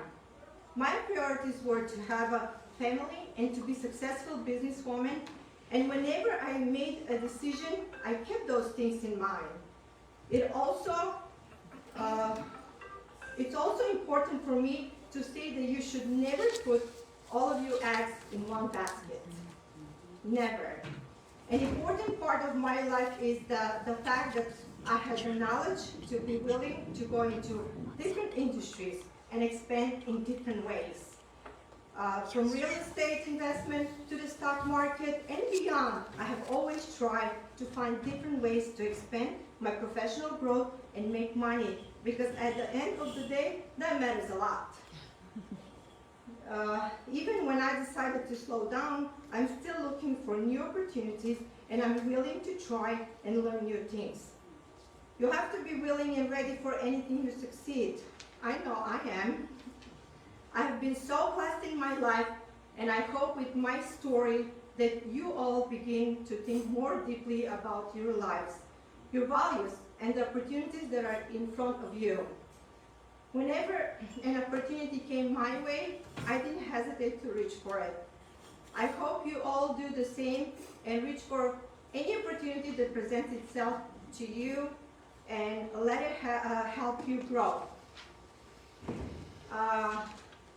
This is something that I prepared, so I don't shake. But thank you all for listening to me. What I want to say, of course you can ask many questions if you want, is just, as I said before to some of who I was sitting, just be resilient. Be resilient, always. Life is not easy. It's really hard. But if you be positive, and we all fall, but get up and keep going. Keep going, because then you start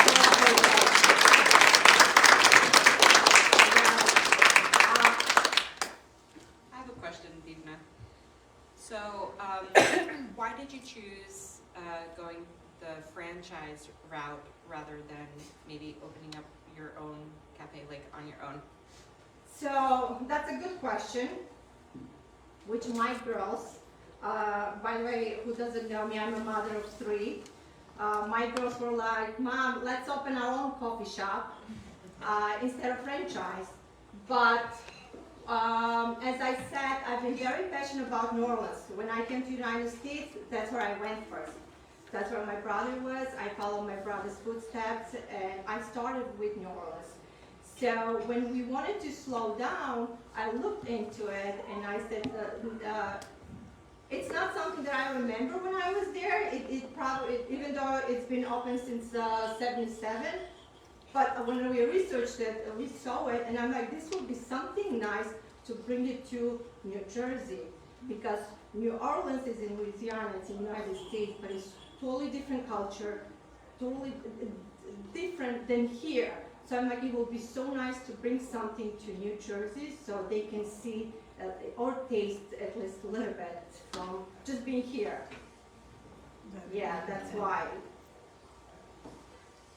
But if you ask me now, I think I would go with my own coffee shop. So my follow-up question then to you is, because you mentioned that you're always looking for different ways to kind of invest, right? So are you thinking of expanding this franchise here in New Jersey, or are you thinking of other businesses? Not particularly this franchise. I love it. I brought something, I established it, and I think I'm ready actually to sell this franchise. I'm moving to different paths. As some of you also know here, we're also in Vast Macedonian Wine and Spirit. It's part of my family. Woo! So we also,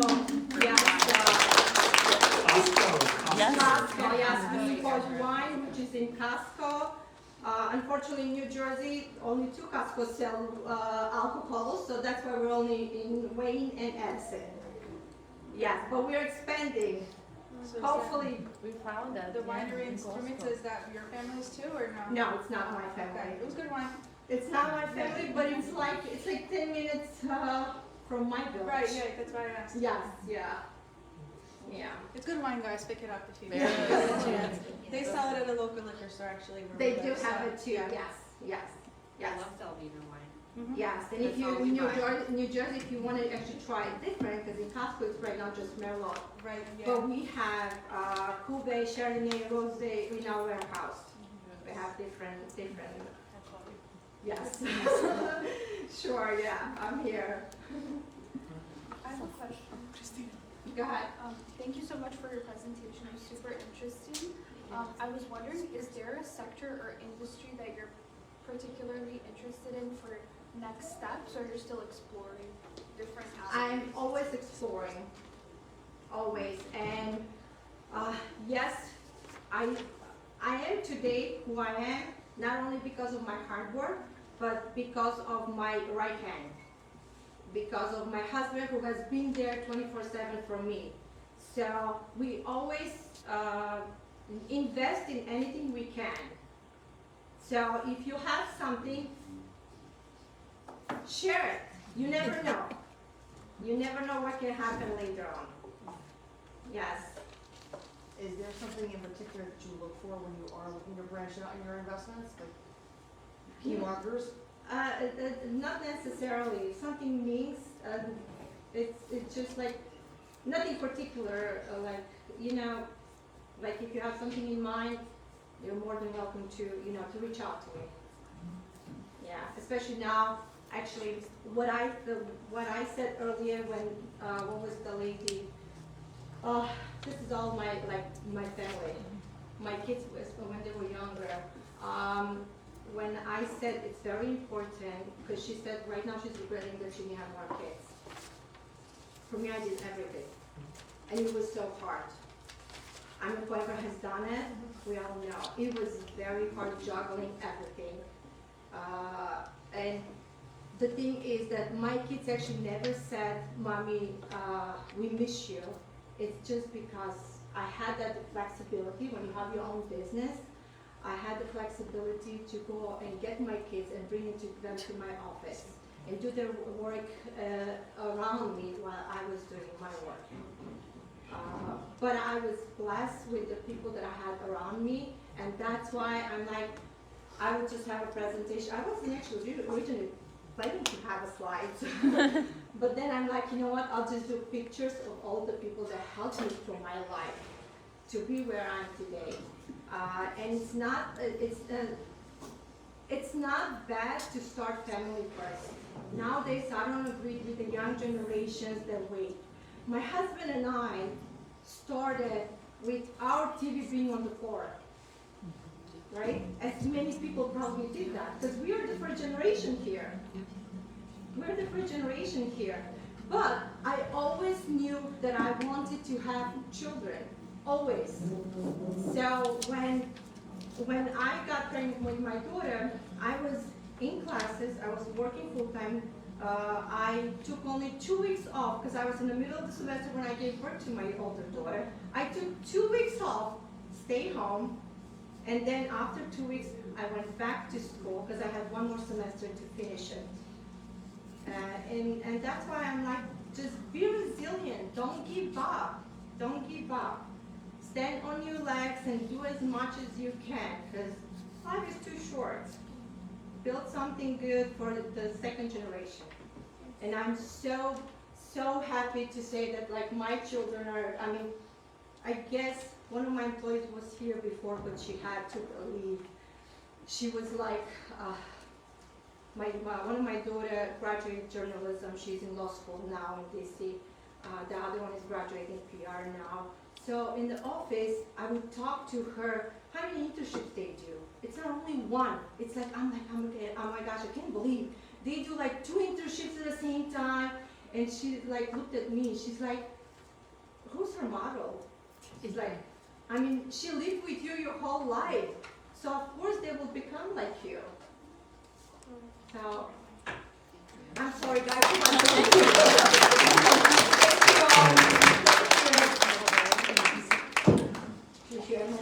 Thank you so much, Nina. And also, don't forget, on Sunday morning at 9 a.m., we're going to have to PJ's Coffee for farewell breakfast. So make sure that you show up for that. And now we'd like to welcome up panel number 2.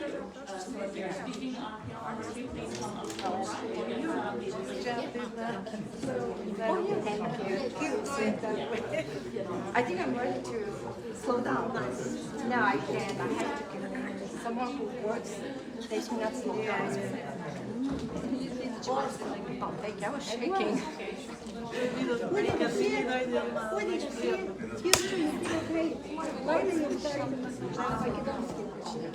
She is number 1.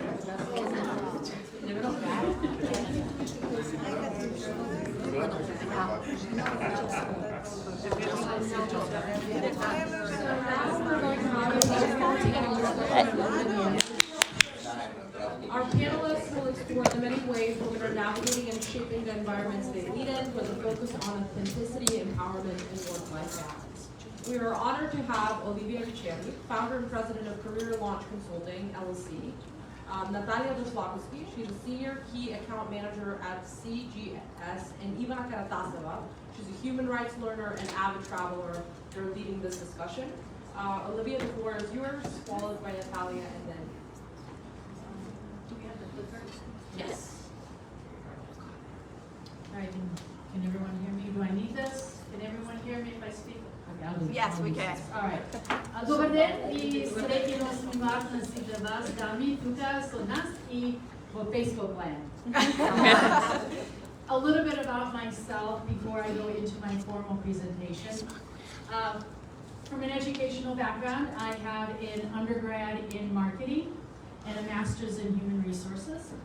From a professional background, I have worked in consulting, I've worked in publishing, I've worked in utilities, and most recently in automotive, working my way up through the ranks to VP and director level positions.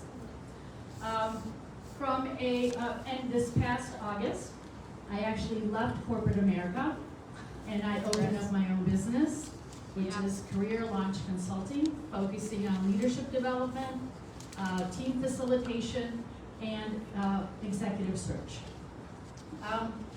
From my personal life, I have been married for 32 years to my wonderful husband, John, who is Italian. Together we have 2 wonderful boys, Austin, 28, and Anthony, 22.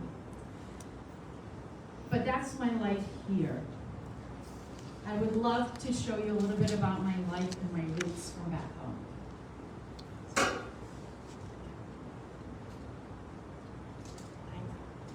My birth name is Olivera Zorowska, rodena v Skopje.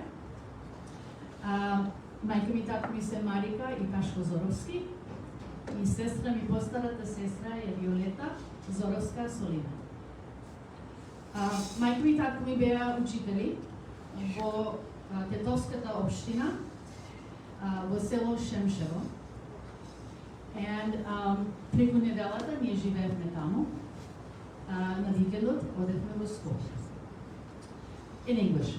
So we lived in a small village back in Macedonia because my parents were teachers. And that is, you went to teach where the school district needed you to teach. And so we lived, no running water. We were only one handful of families that had an actual car. And so on the weekends, we would go back to school. We moved to the United States in 1977. So my majority of my life has been here in the United States. However, my parents made sure that I never forgot my roots.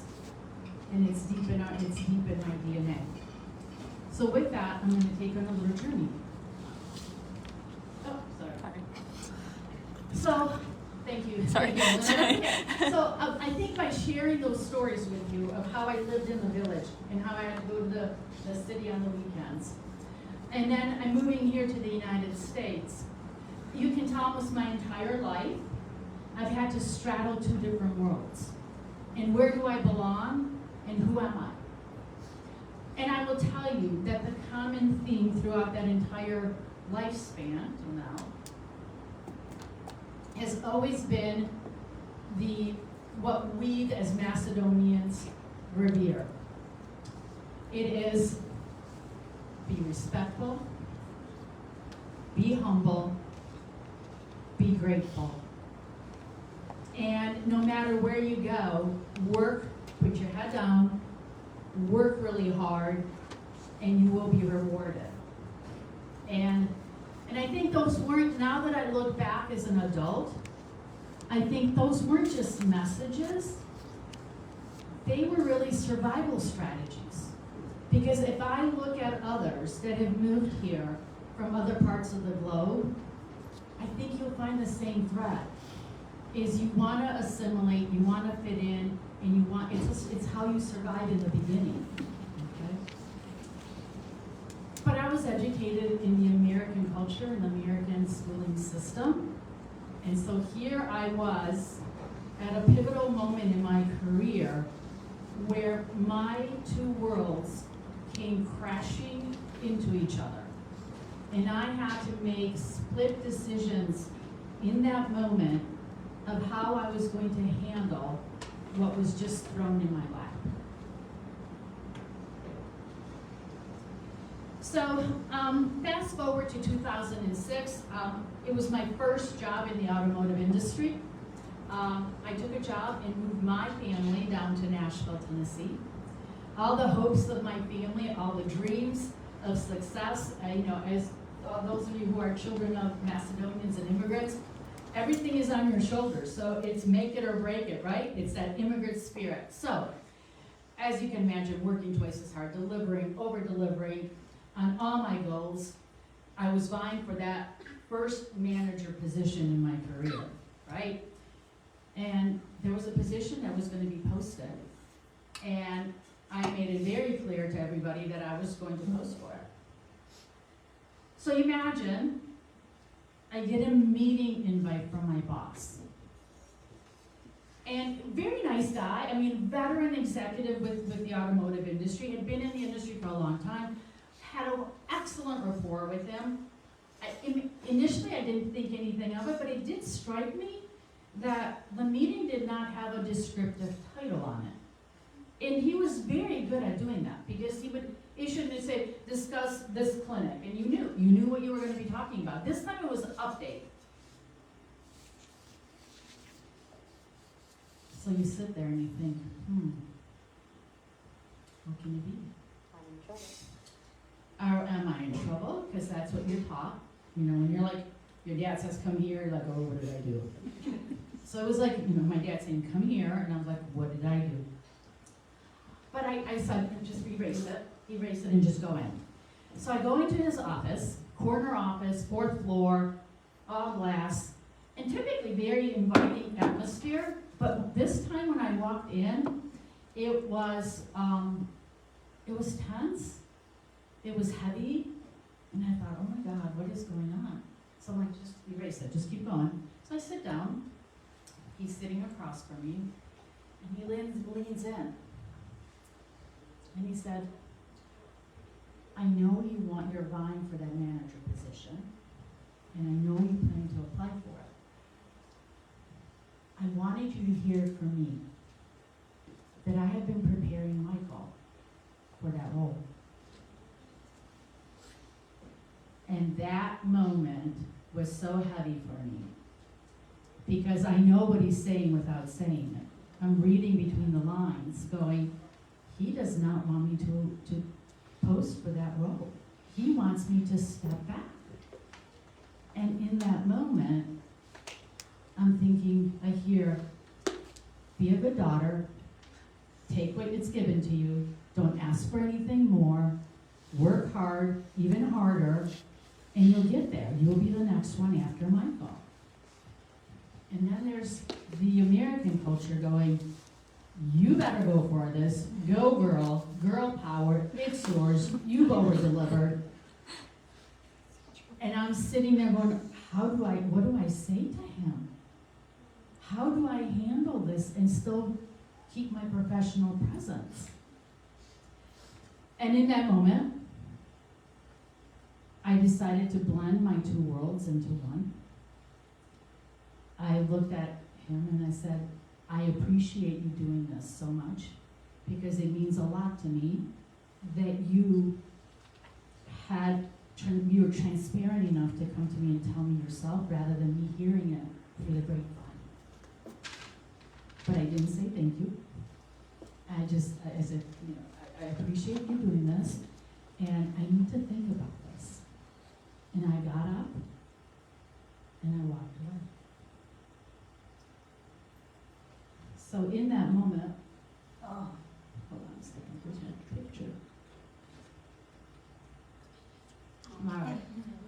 So there's a picture of me, probably about 3 or 4 years old, with one of my best friends, from back home. I still keep in touch with his family and his wife and daughter. I think a younger version of me would have just backed down.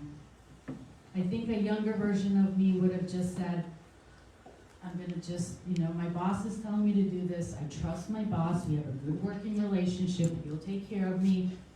And there's no doubt that a younger version of me would probably have said, I'm just going to go with it. And this is what he's asking me to do, and I'll do it. But, hold on a second. But the new version of me said no. The new version of me went and applied for that job. And the new version of me was the selected candidate for that role.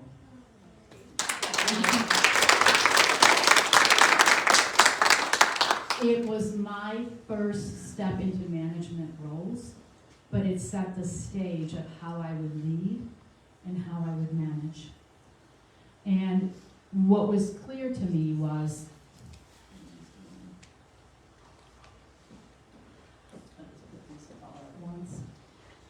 so I think for me, it was very important that in the past, I felt like I had to fit in a mold. I had to be, even if it wasn't comfortable to me, I think what that moment taught me was that you don't have to fit into a mold, or you can blend different worlds into one. You have to, I worked so hard to adapt. When I moved here, I didn't know English. And so I worked really hard to not have an accent. I worked really hard to fit in. I even changed my name so that people could pronounce it better or easier. And what I discovered in that moment, in that office with my boss, is that my strength really is in being able to see different perspectives. and blending different perspectives into one. But I will tell you that my story is not unique. It really isn't, because there's so many women that go through this, right? And some women are able to stand up for themselves, and some women are not. And some women forge their own way of moving forward, like I did. I want to share a couple of statistics with you. I don't know if all of you know, but 28% of business owners in the United States come from first and second generation immigrants. Yet we make up only 14% of the population. Think about that, that's double, okay? And then when you look at profitability, companies with culturally diverse executives report a 36% more likely above average profitability. So what does this say? Diversity means, diversity counts, diversity delivers. And to wrap up, I'm gonna do this. Oh, now I'm gonna bring it closer, sorry, I'm one slide ahead. To bring it closer to all of us here in this room, women make up almost half of the workforce in the United States. However, only 30% of management positions are held by women, and this is where we have the cliff. We can make it to a top management level, like a director level, maybe a VP level, but it's so hard to make it to that top office of a CEO. Only 9% of all CEO roles are held by women. And we're in the 21st century. So, my call to action for you, I'm going to just turn a little bit. I challenge you all to embrace your story and not make it be your nemesis, but it's your superpower. Embrace your difference, embrace who you are, your background, but more importantly than embracing it, share it. Share it with others, tell your story, because when you tell your story, you open up the door for others, for those coming behind you to do the same. And don't be afraid to talk about your ethnicity, because I was. And in the end, now I feel like, oh gosh, I wish I could, roll back time and say, I wish I was more proud, but it was a different time. So now when I know better, I will do better. And finally, I will be doing a webinar on doing your authentic self. If you're interested in participating and hearing that, stop by, see me. I'll get your contact information, and I'm happy to include all of you in that webinar. I thank you for your time and for your attention. And at this point, I'm going to hand it over. Or we're doing Q&A after, right? Yeah. I'm going to hand it over.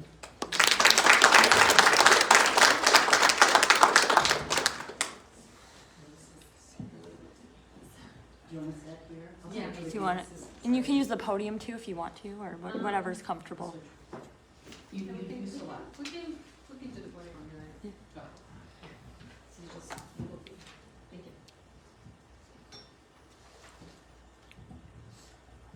Well, thank you so much.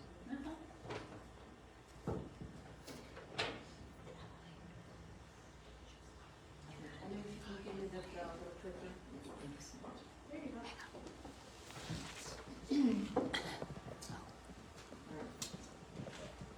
Hello everyone. Hello. Yes. Hello everyone. So I want to welcome everyone to this absolutely amazing conference. Congratulate all of the women with the 8th of March, the Women's Day. I'm so happy that we can gather together here and share those stories and hopefully take those takeaways and use those for ourselves, for our families, and the closest one. The quote that is so close to my heart and that I live by every day, it's empowered women, empower women. This is very, very powerful for me, and I really stand by the quote every day. What that means, if we can teach every woman and the man and everyone around us, hopefully those lessons are going to stay within and we can share with each other. And the topic that I'm going to discuss today is women's leadership development, how to substantiate the corporate world from where Olivia moved, and work-life balance. So these are the things.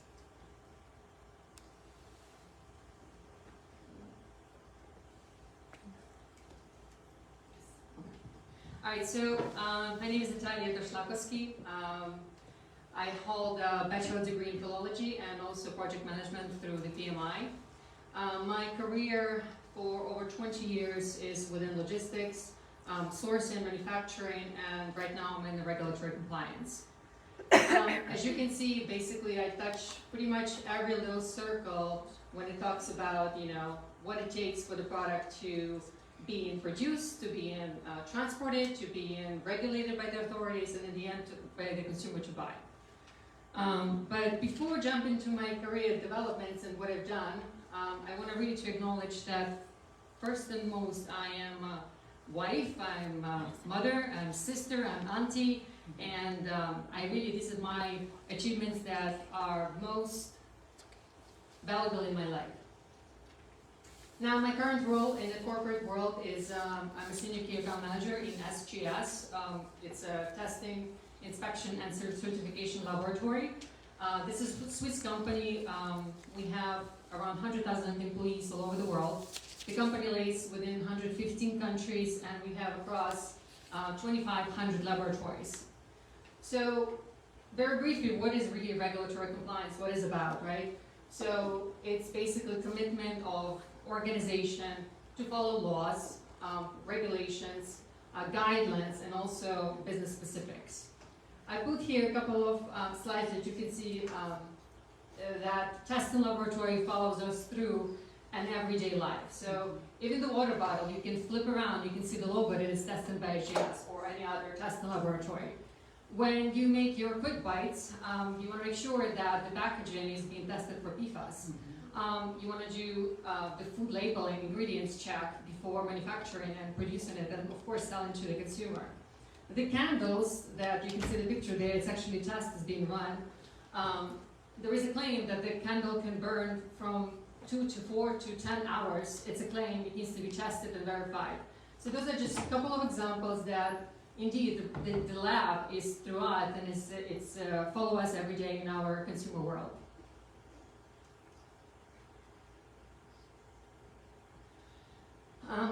Here, just a couple of slides, really, you know, when it comes to the consumer, because, you know, the regulatory can dive into different, you know, spectrum. For myself, I handle the consumer business.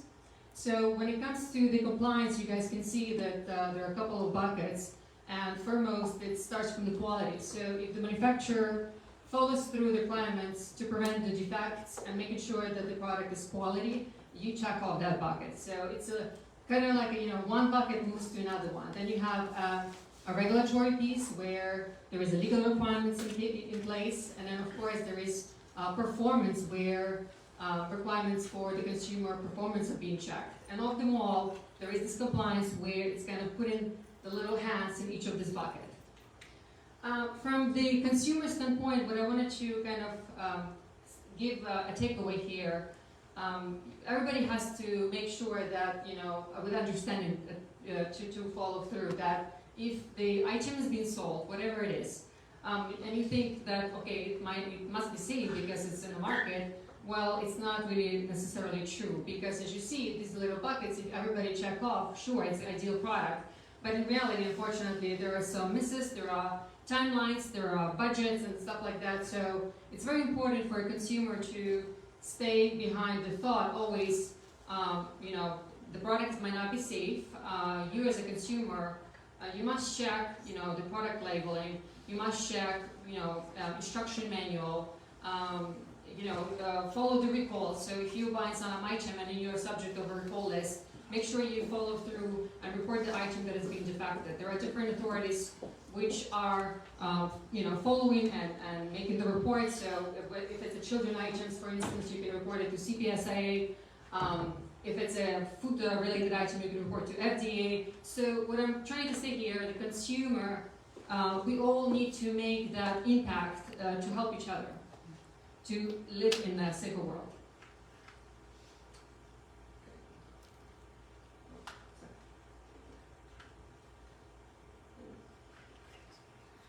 So these are just a couple of points I put in here to guide you guys how to substantiate in that corporate world from where Lydia was running from. So for myself, what really was working that different conferences and summits, engage in those. This is where your chunk of knowledge is going to come along. So for instance, for myself, it's a toy fair in NYC. We just had it like a couple of days ago.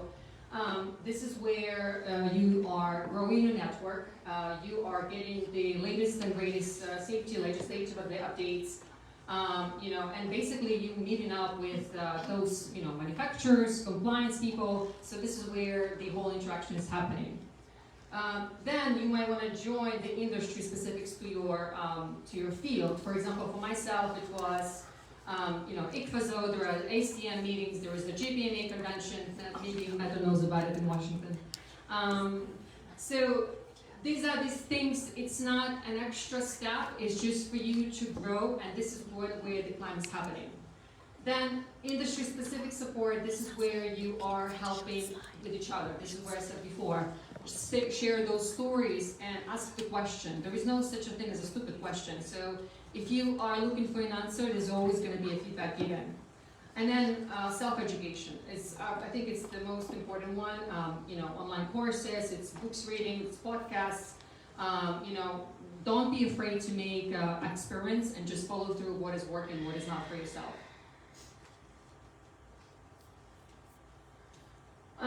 Another couple of strategies for success that was working for me, it's setting up goals. So, if you are even the owner, business owner or in the corporate world, it's either for each of the field will work. Definitely, each of us needs to have a goal and it needs to be prioritized, whether it's on a daily, weekly, or monthly basis. And again, you need to follow through the points. If you targeted the goal, make sure you complete it. Don't be lacking off. Don't be on standby. Yes, it's going to happen sometime. Workshops, the networking. So like this is the great network that I'm talking about, the workshops. Here you can get a feedback. You share your information, what you do. You help each other. And that's how you're expanding your networks. And time management. Time management, I think, it's the most key to that life balance that we all seeking of. So if you know how to time manage, and then you're going to be in great shape for the so desired work-life balance.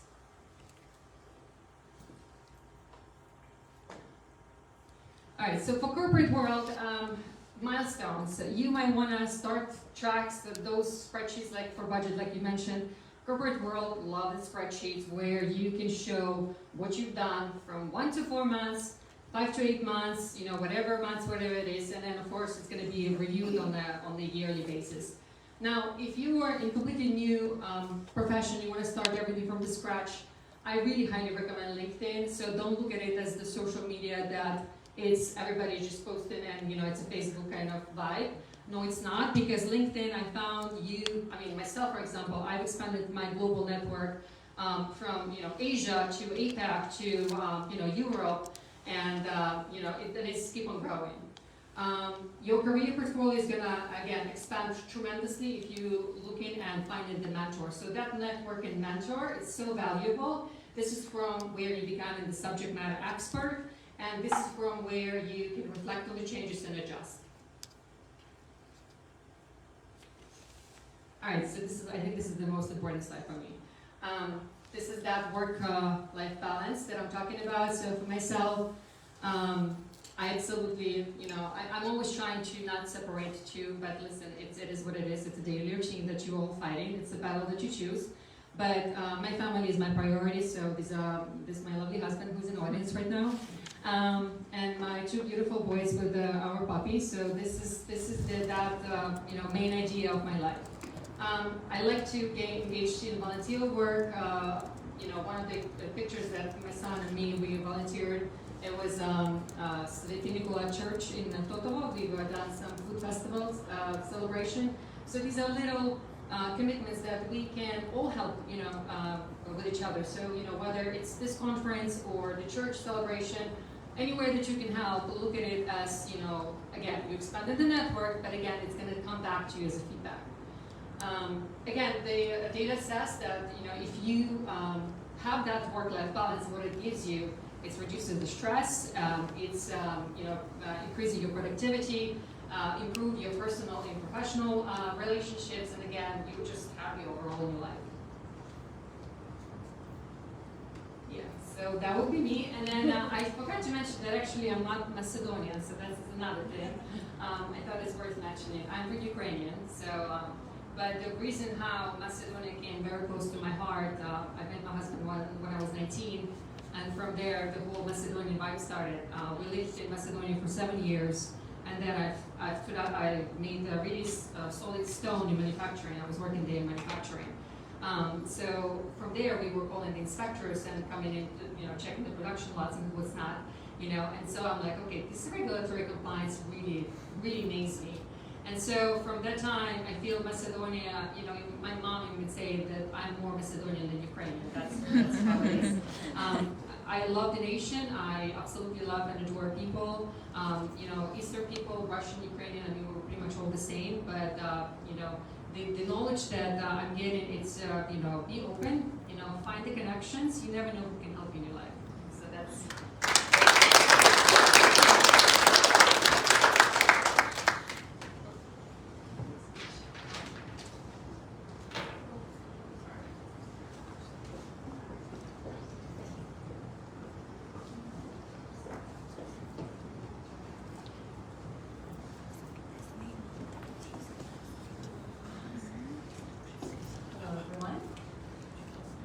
First, I would like to thank UMD and the planning committee and all of you people. You guys are so inspiring. You're basically doing my job for me. I don't really need to talk about this at all, but I can if you want me to. So a little bit about me. My name is Ivana Karatasheva. I moved to Skopje. I moved to the U.S. from Skopje, Macedonia. I grew up in New York City and Pennsylvania. Today, I will be talking to you all about the emergence of women in leadership, which is a project I did during my degree, which I completed last year. I got a degree from East Stroudsburg University in political science and philosophy, and a minor in sociology. So my project was aiming to understand what are the components that contribute to that development of leadership in women, and let's get started. So I used a complex systems theory framework and emergence theory, so I'm going to be giving you a little background about that. It's really simple and I personally love it, so we'll get into that. Go over the goals and research question I had, my emergence strategy book that I used for the framework, my methodology, research findings, and conclusion thus far, because again, this is all still developing. I mean, there's so much left to find, and I'm only going to be talking about the 2 things that I found, so bear with me. There is more to come, hopefully. Oh, what are the buttons? No. Sorry. Okay, thank you.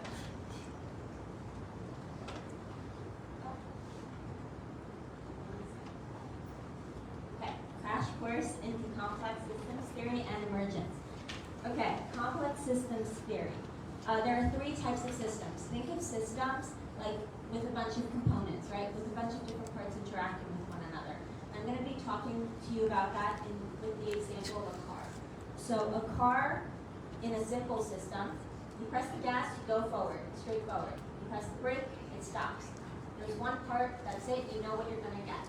Now going to complicated systems, there are multiple parts that are interacting with one another, but it's still predictable, right? We still have that layer of predictability. So, for example, that engine in a car. So, I'm not a mechanic, but a mechanic will fix it. They know what to do, and hopefully we'll get the car running again because they'll fix the engine. Now, complex systems. For example, today, I was driving from Pennsylvania to get here. I had to interact with other drivers, had to deal with my car, my driving, the weather, construction, which a part of 80 was closed. So, all those components interacted with one another and led to that emergence, that outcome that sprouts as a result of all the components interacting with one another, right?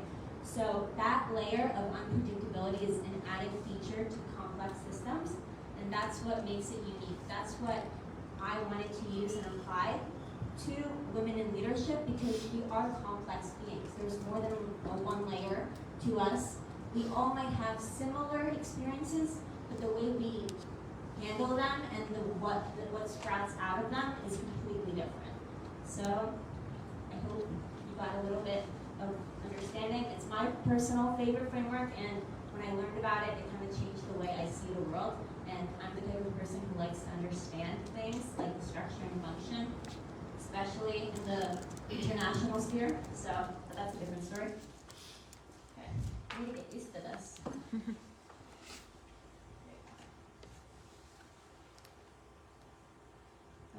no. Calm down. Thank you.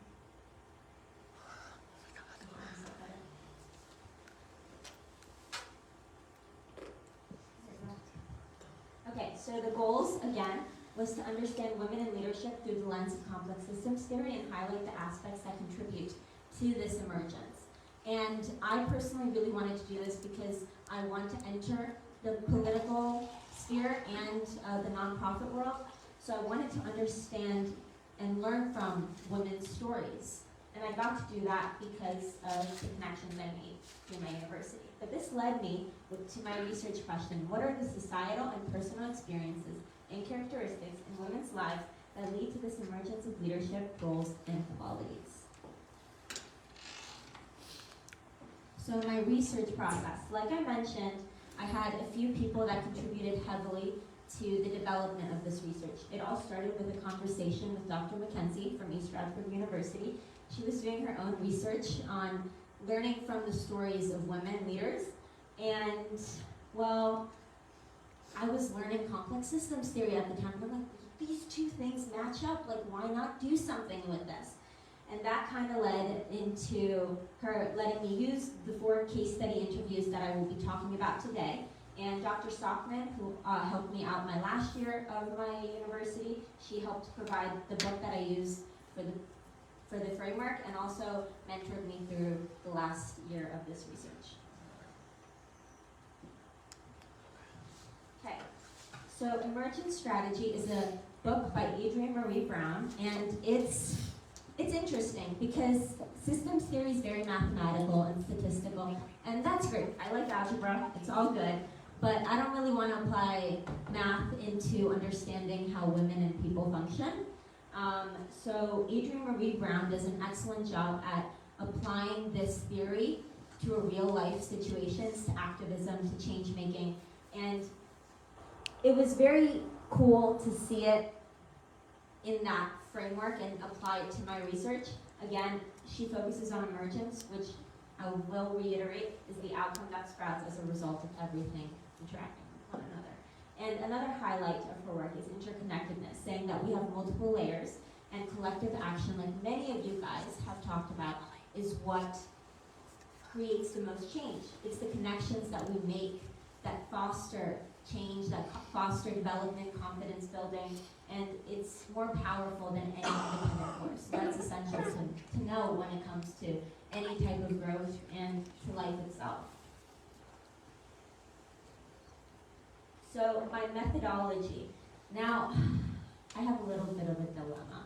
I was going to talk about the people, and I definitely will touch upon all that, but I do also want to kind of listen to your stories, because you guys have all the speakers today and all the people that I've networked with, so inspirational. So I would love it if you could contribute to some of those building blocks that I found in my research and share your stories of how they impacted or helped you grow your confidence or your leadership throughout your life.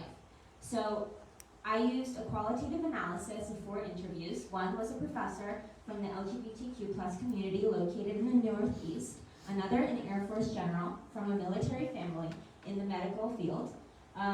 The other one, the businesswoman, now she is the vice president of a major corporation you guys all would know and potentially love. And the nonprofit leader is a person with disability advocating for people with disabilities. Now, connecting it to our book, a quote from chapter 2, the more we work together, the stronger and more resilient we become. Focus on critical connections more than critical mass. Build the resilience by building the relationship. That leads to our first building block, societal findings, community. So both of these leaders used their community to face adversity, from the professor finding advice and mentorship from her community when she dealt with some discrimination when she had to do her doctorate degree. I will get into the nonprofits leader as well, but I also want to open up the floor if anyone wants to share how their community has impacted their leadership, growth, and development. Would anyone like to go ahead? If you don't, that's perfectly fine. Okay, well, I'll say something from my end. I will say my family played a big role. Immigrating here, like many of you shared, having that immigrant mentality, striving for more, and always like just looking up to your parents, looking up to the family around you and all they have done after moving here, and then you're here first generation, right? And I don't know, it's just always been a spark that fueled my passion for the work I've been doing and want to do. Anyway, the nonprofit leader, she also talks about family. She talks about how family and religion and the values that she was raised on, that is what contributed to her development in focusing on community advocacy, focusing on promoting the rights of people with disabilities. So it's family values, it's the friendships that we make, it's community. Community is core to everything around us, especially as women, because we tend to rely on our community for that extra push up to break those barriers, to break that glass ceiling that we have. And it's that community that helps build us to be the people that we are today. Looking at uncertainty through a positive lens allows us to respond more effectively to change. It comforts me sometimes to know there is chaos, there is nonsense, there is an opportunity to move with intention towards growth, relationship, and regeneration.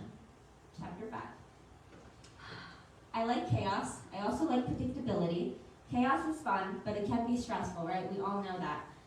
That is why the next building block I'll be talking to you all about is unique adaptability, characteristic finding. And Dr. Mackenzie asked our business leader, like, any advice that she has for like leaders women going into leadership, right? In their roles and all that. So she highlighted the importance of going outside of the box, right? To go not into the mold, but make your own mold. Or just don't have a mold at all. So it's not necessarily about fitting into the status quo, and that's sometimes very hard in a society that wants us to fit in that mold. So I don't know, as she says, to shape it in a way that you see best, that fits you and the community you're working with or the organization. Unique adaptability. I didn't call it adaptability, I said unique adaptability because everyone's different. It's not a straightforward path, and life is not a straightforward path, and it's something we all need to remember and give ourselves some grace at times. How am I doing on time? Okay. Awesome.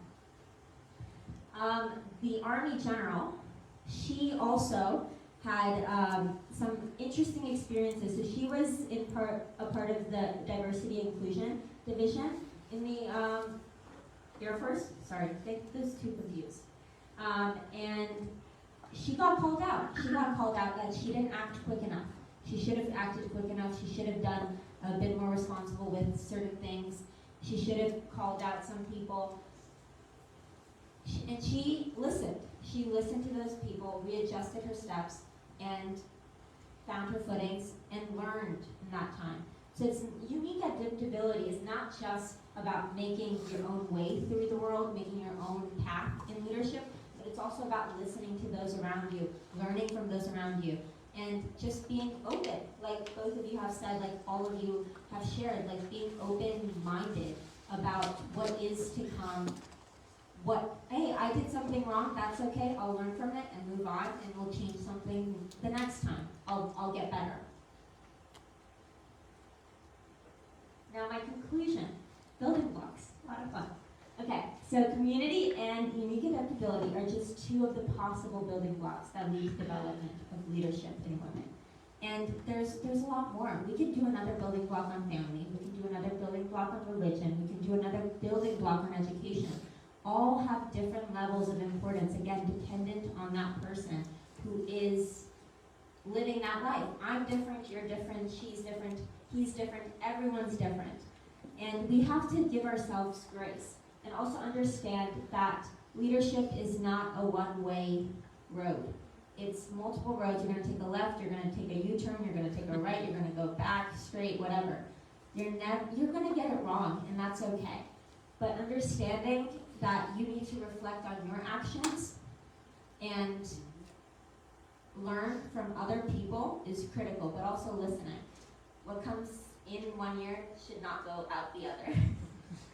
Reverse the quote there. So yeah, I mean, personal reflections, again. We don't take the time to think about the decisions we make in life sometimes and our actions and our background, but it's critical that we do because then we learn more about ourselves, which causes us to learn more about others, community that we live in, the world that we live in, and how society functions as a whole. And I'm going to end it off here with a quote from chapter 13 from Adrienne Marie Brown. We believe in humility and openness. We don't have it all figured out, but we are committed to taking a stand and learning as we go. We will not wait to be perfect because we believe the time is now, and we would rather be held accountable for our mistakes than forgiven for our inaction. Thank you.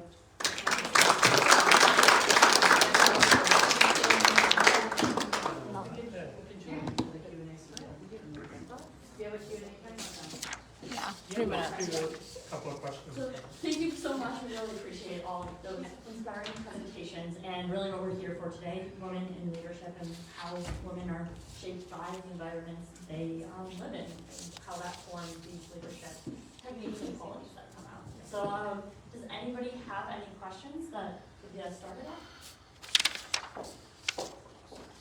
Yes. Mine actually is not a question, it's like, can I have a permission to steal 3 minutes because I believe this is the right time to say this. Yeah. Can I have like 2 to 3 minutes to say something? Yes. Yeah? I'll stand up. First of all, thank you all so much who talked today. It was extremely inspirational, and I'm overwhelmed with emotions and ideas. Especially the last session was like a pivot to inspire me to say something. My name is Liliana Tancheva Mehmet. I came to the United States only 1.5 years ago. So I believe I'm the youngest here, not by age, but by state. As a Fulbright scholar, having the scholarship awarded as an exquisite young professional. Thank you. Thank you. I went to Fordham University and graduated my master's studies of art in strategic communications and public media. So while I had different ideas coming here, I quickly learned that the best way to do things is reach out to your own communities. And I don't think there is a better community than successful Macedonian women in the United States. So that's why I'm addressing this room. I currently do consultancy work for 2 lovely ladies, Anastasia and Maria with NYC Mladi. And thank you very much for everything that you provided me with. And for a young ballerina dancer from Macedonia who's actually establishing her first off-Broadway show. So, I just wanted to say that she's amazing. Her name is Srna. The event will be happening in May, so don't be surprised if I believe that we can use the UND's network, that you will get invited to the off-Broadway show. It's in a very small, exclusive luxury theater on the Upper East Side called Triad. I wanted to ask your permission to slide into your DMs for an invitation for the show, because if the show gets sold out twice, it's going to be put on the regular schedule of the theater. And that's a really big deal. So expect my Hey ladies, you're invited to come. Expect to see my name for an invitation. Certainly is amazing. She has done another show, which is called Eternal Creator, Eternal Messenger, for people who move from their home country, don't belong here nor there. And there is a special dancing routine for the Macedonian mother. It's on this graduate music, presented as the woman who always waits just for her husband to come back from foreign work, or the children to come back from foreign lands, etc. So that was the first part. And the second, while I have your attention still, is that while I do all these consultancy work right now, I found myself without a job at the beginning of this year. I was working with a very lovely nonprofit organization called Her Migrant Hub, and you all know what happened with the change of the new government. Her Migrant Hub was a nonprofit organization built with migrant women, connecting them with services that New York City offers for them. And when the new administration came, they confiscated all their funds. So I am a nonprofit founder, representative. I'm a creator, and especially knows what am I doing. So if I wanted to ask, I've got the courage to listen to all of you. I wanted to ask if you have something that we can help each other. I'm looking for a temp gig by the end of my stay, which is this fall, so I can financially sustain myself here and keep providing consultancy services for Macedonians who are establishing their projects. So if you have anything that I can help you with, or we can help each other, I would be really grateful if you reach out to me, or allow me to reach out to you and provide further details of information to you. Thank you for your time.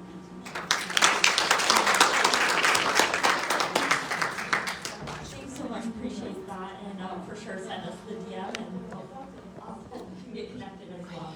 I guess for the speakers, the question that I would have for you is, what advice would you give the audience, your best piece of advice for, I guess just really interesting, but particularly with that focus on women in leadership, especially when we see some of those stats that we have some of these preconceptions. And so what would be your best advice? And you don't all have to answer, you're all welcome to answer, but anybody is.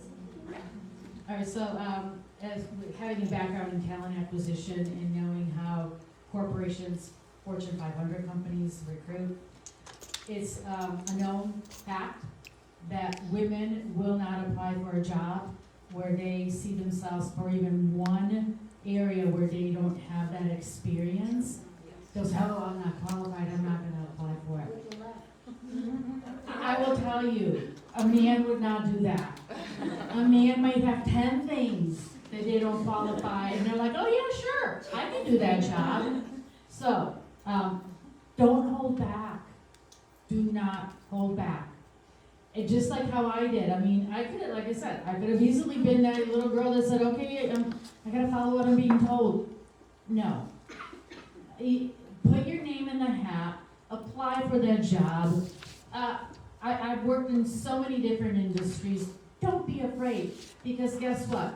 When you take that leap of faith, when you are uncomfortable, and let me tell you, I've been uncomfortable many times, that is when you will experience your biggest growth. Because you will be pushing yourself, you will be learning new things, and yes, we've talked about failing, but you will learn. You will learn so much about you first and foremost, but then about the industry or the new job that you're going into.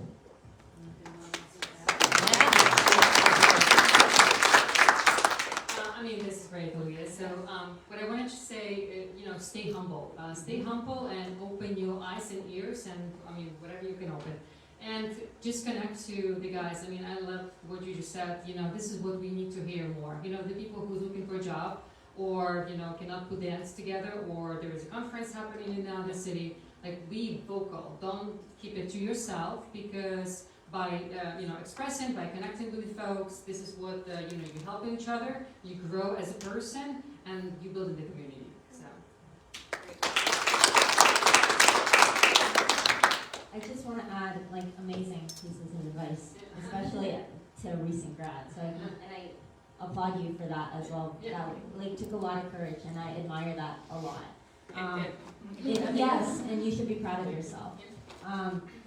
My piece of advice, and something that I'm always reminding myself, is to just give, and I said it throughout my presentation, give yourself grace. It's okay to make mistakes. It's okay to be wrong. It's okay to learn. Learning out of your comfort zone is the best place. So that's the biggest thing. Give yourself grace and just show up. Do it. It's going to be uncomfortable, but just do it. You'll never know what's going to come out of it.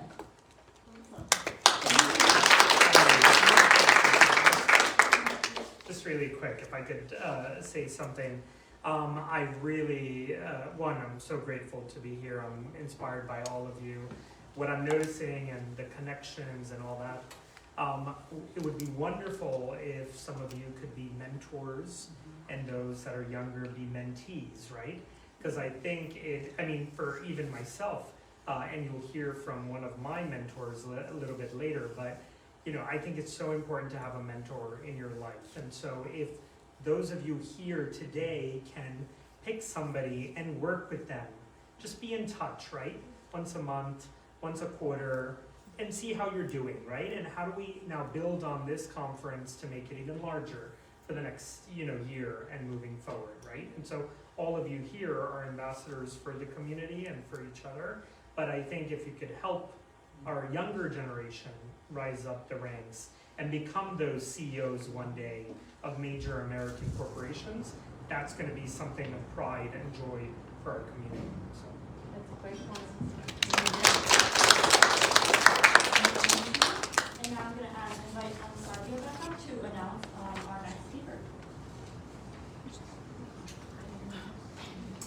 So our next Neighbor Spotlight features Elisa Pedro. She's the CEO and founder of Cran Capital and president of the American Balkan Chamber of Commerce. They were going to hear about her path from diplomacy to Wall Street and now to New York.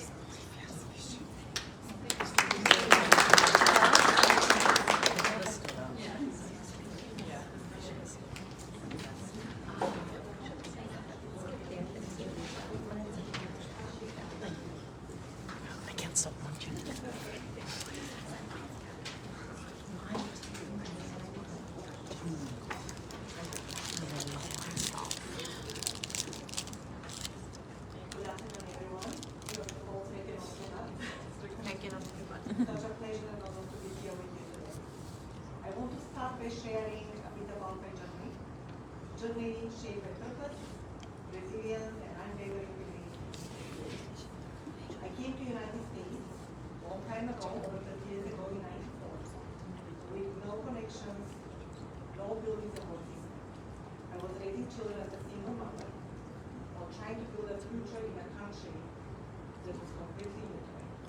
It was not easy, but what carried me through was passion. The passion to create a meaningful life, to contribute, to turn every challenge into an opportunity. This passion has been the foundation of my journey, and it shaped my approach to leadership. So today, I want to talk about living with purpose, why it matters, how it has guided my career, and how it can inspire each of you to come your own. My professional journey began in Europe, in Macedonia. I'm originally from Skopje, Macedonia, in '92, in multilateral diplomacy. And that was a field that fascinated me because of its ability to shape global policies, foster cooperation, and create impact on the international scale. When I came to the United States, I was with the first set of the Macedonian mission to the United Nations, but I wanted to evolve in my career. So I pursued a master's at Columbia University, and I graduated with a master's in international affairs, finance, and banking. That led me to a new career, and it wasn't easy to switch from politics, diplomacy to Wall Street. Everybody told me it's not possible. I need to give up professors, university, professional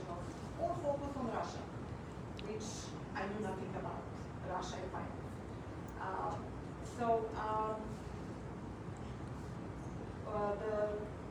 it was demanding, rewarding part. Environment, I ended up in an environment right after graduation through internship that was male dominated, very demanding, very challenging, and required women to constantly prove themselves. But life in a way of pushing us toward unexpected challenges,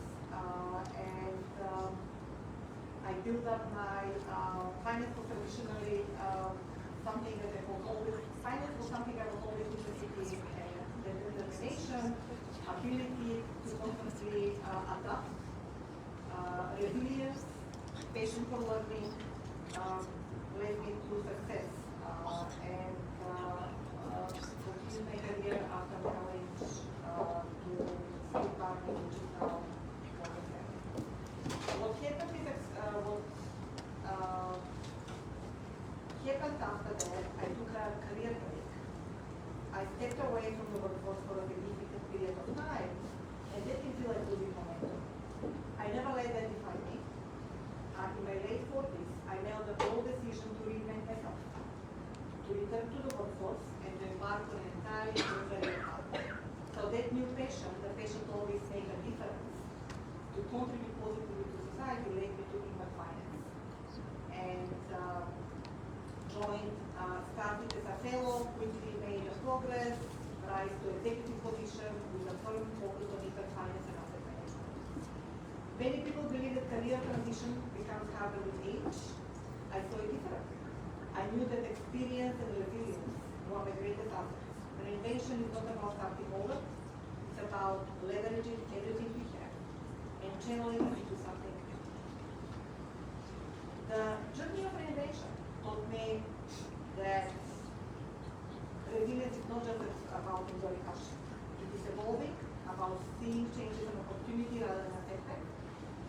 And today I'm a founder of my own consulting company, encouraged by many of my former colleagues at the Impact Finance firm, and my colleagues from Wall Street, and my prospective, at the time, prospective clients.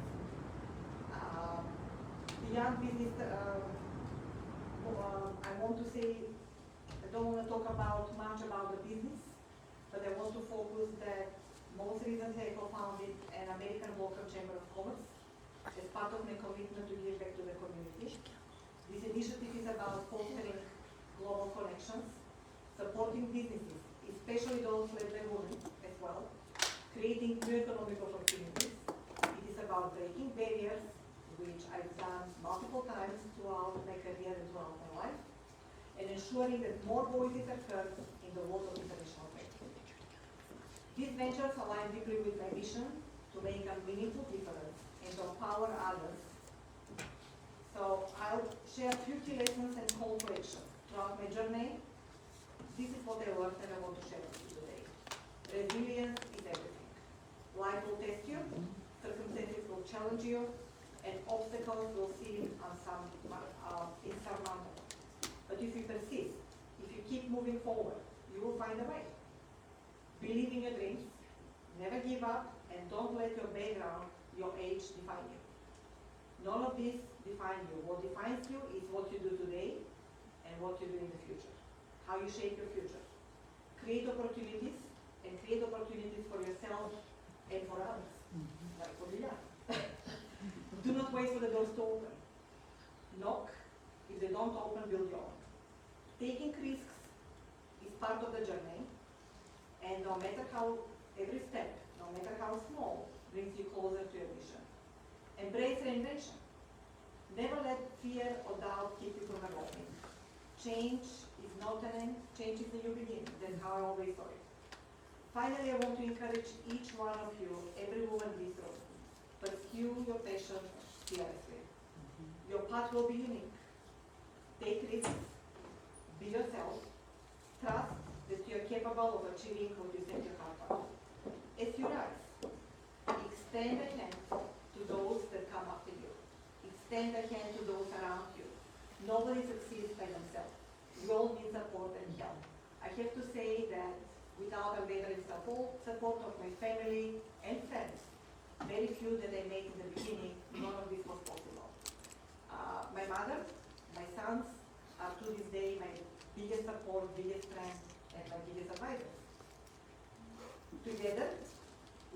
define success not just as personal achievement, but as collective empowerment and lasting impact. And I have to stress again and repeat, collective empowerment. This is what we're doing all here today. Let's elevate each other together, let's support each other, be a source of strength for each other, be mentors, be mentees. In my career, I've been a mentee, I've been a mentor, and I have to tell you that as a leader, executive, I learn the most from the youngest. Thank you all.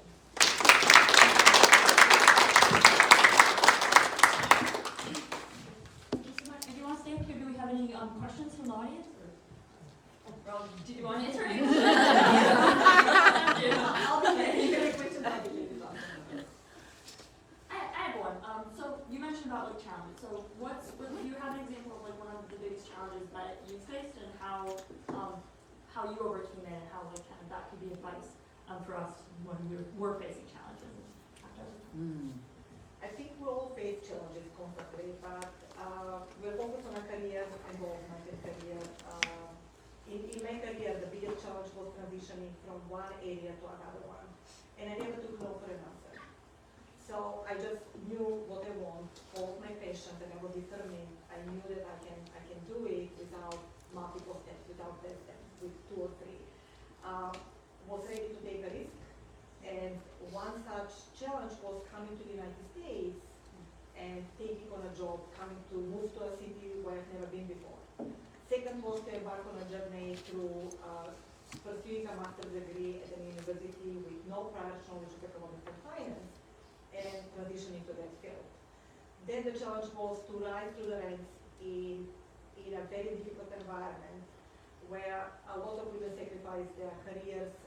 For career, they sacrifice their personal life. So young woman with children, with 2 babies, was not something looked favorably upon. I did not let it stop me.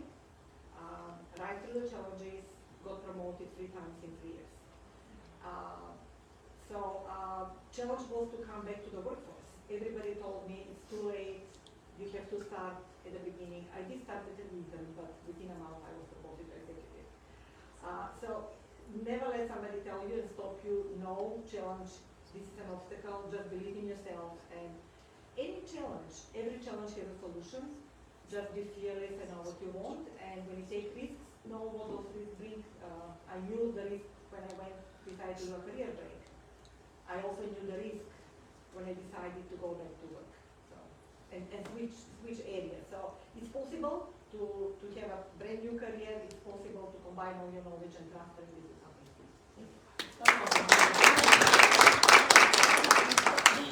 My question is, as we have a lot of successful Macedonian business owners in the room, how they might be able to become stakeholders in the American Balkan Chamber of Commerce?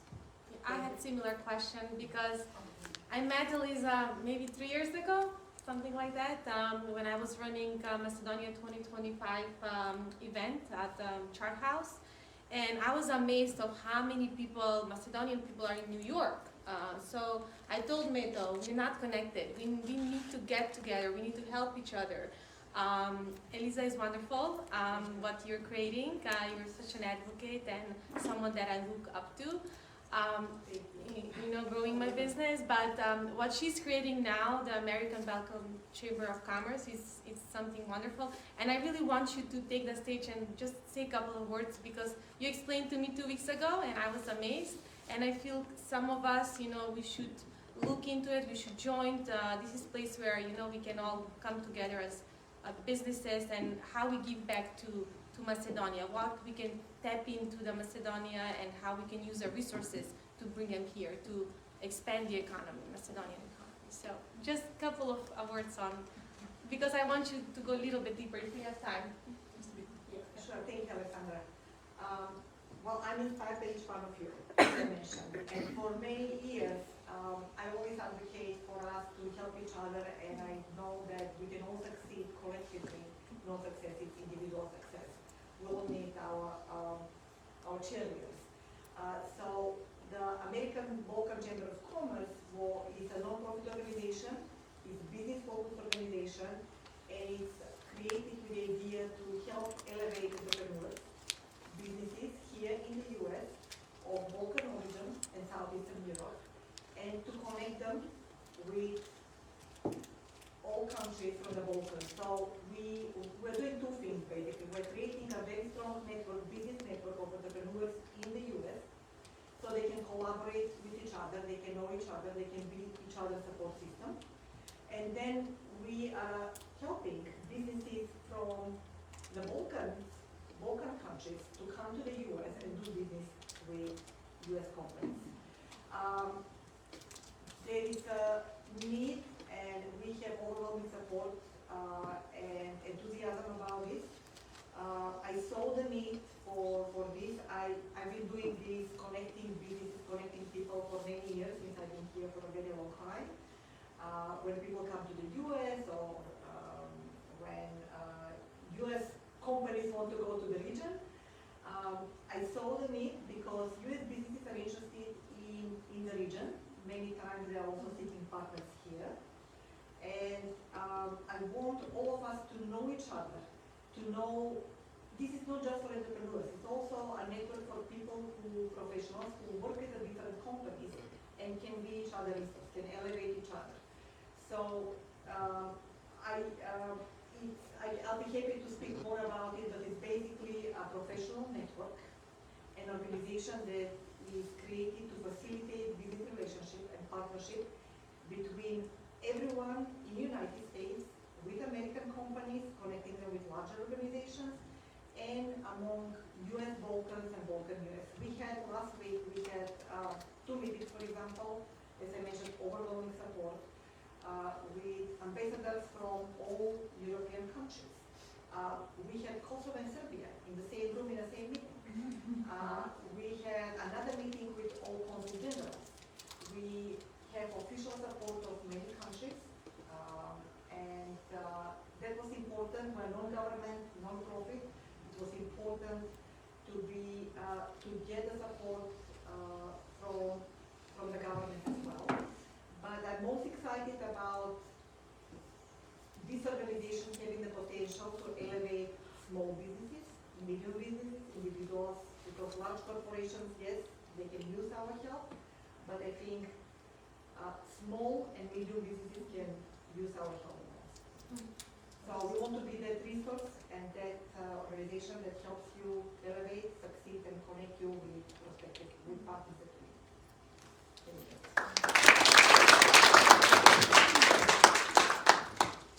Thank you so much. And now we have one more virtual guest who's going to be joining in live, so just give me a few minutes to get back onto the Zoom, and we'll have that shortly.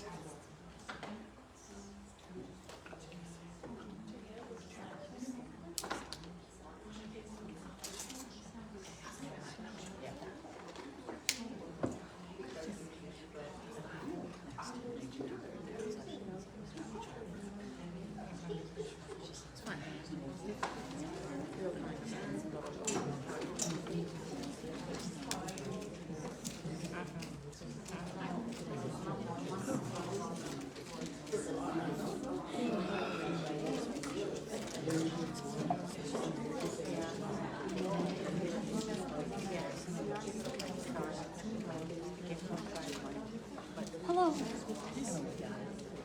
Can you hear me? Oh, can I?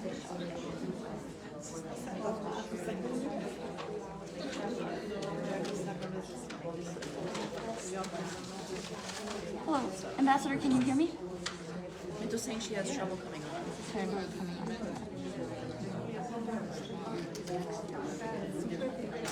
Oh, thank you. Oh, your art is beautiful. Yeah, you should look into it. I don't have to. I just am from the coffee shop. She's on mute right now. You let me know if she can better tell her that channel. Thank you. Ambassador, you're on mute currently. Can you hear me? Okay, I can't hear you.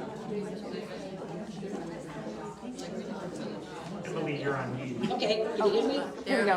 Okay, great. Awesome. And now let me. Everyone, let's get back in. So as we near the end of today's conference, we're honored to hear remarks from Ambassador Lisa Achesta. She's the former ambassador of the Republic of Macedonia to the United States and honorary advisory council member of the United Macedonian Diaspora. Ambassador Achesta's wisdom and leadership have been an inspiration to many, and we are grateful for her presence today. Please join me in welcoming Ambassador.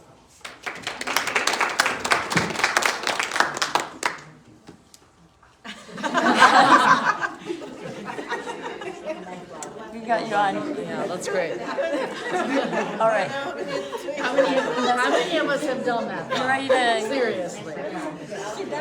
If you're ready to go ahead and speak, Ambassador. Like inviting. Just a second. Yep. I can't see any of you. You let me try to. Okay. Beautiful. Good afternoon. Okay, now that's better. Yeah. Good afternoon, ladies and gentlemen. Good Good afternoon. It's a great honor for me to be joining you. Isn't technology fantastic? I'm sorry I could not be there, but I just wanted to participate in some way. And it certainly is wonderful that UMD's third annual Women's Conference is being held for the first time in New Jersey, where there is a large Macedonian American community. I would like to start out by thanking Christina, Emily, Natasha, Emma, Julie, Alexandra, and Anastasia for their incredible hard work in planning the magnificent conference. And of course, we must thank Mito Polsky.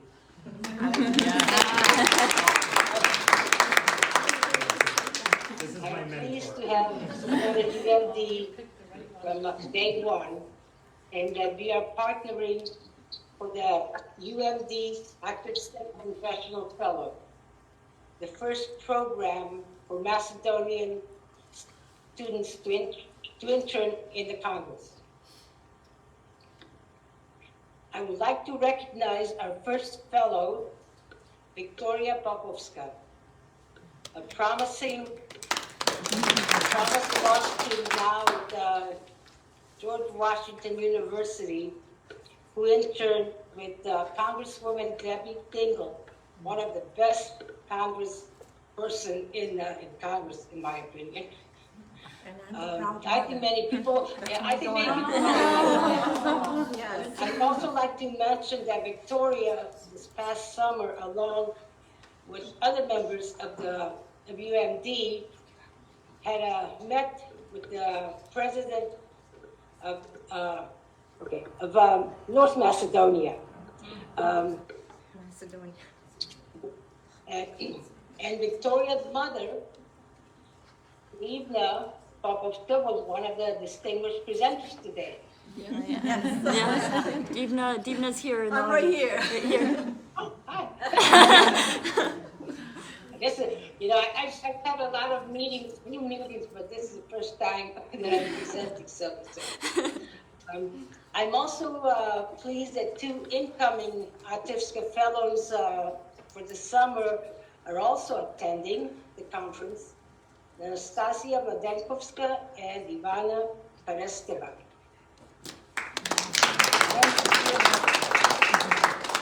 I am thrilled that together with UMD, we are investing in the future of our Macedonian youth, their careers, and becoming leaders in their communities, our community. The young people certainly are the leaders of the world, the future leaders. It has certainly been an inspiring conference, a great opportunity to meet other successful and future successful women. to hear their stories, develop contacts and friendships, and become even more motivated to pursue your own goals and to not let any obstacle get in your way. Excuse me. It certainly was an honor to hear remarks from President Gordana Semyanovska-Davtova, the first woman president of North Macedonia, and, I might add, one of the very few women presidents or heads of state in the world. We certainly are very proud of that fact. I had the great honor of being the first ambassador of the Republic of Macedonia to the United States of America. It was an experience, it was an incredible experience, and an opportunity for me to help the people of my two countries. My parents immigrated from Chapari when I was 9 years old.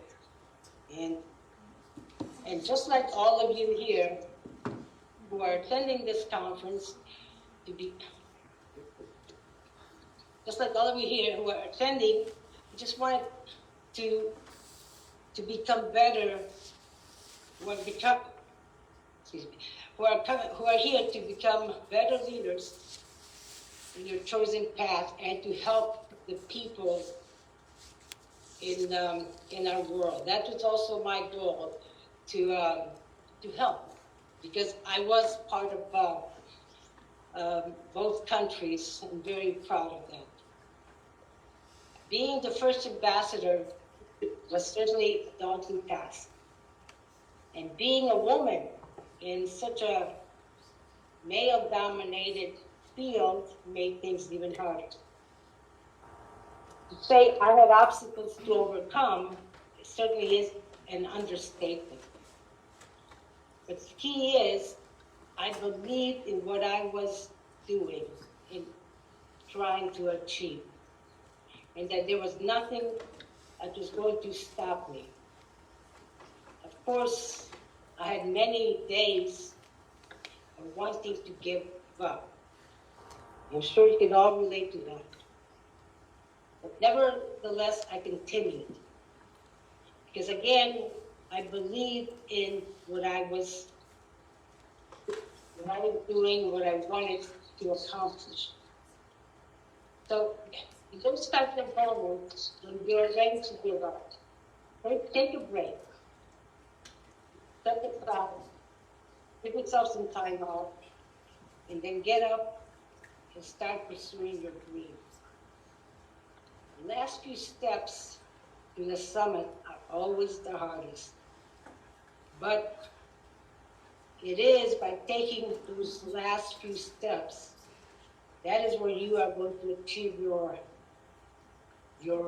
goal. That is where everything is that you're interested in and that you are striving for. You're not afraid to take those chances.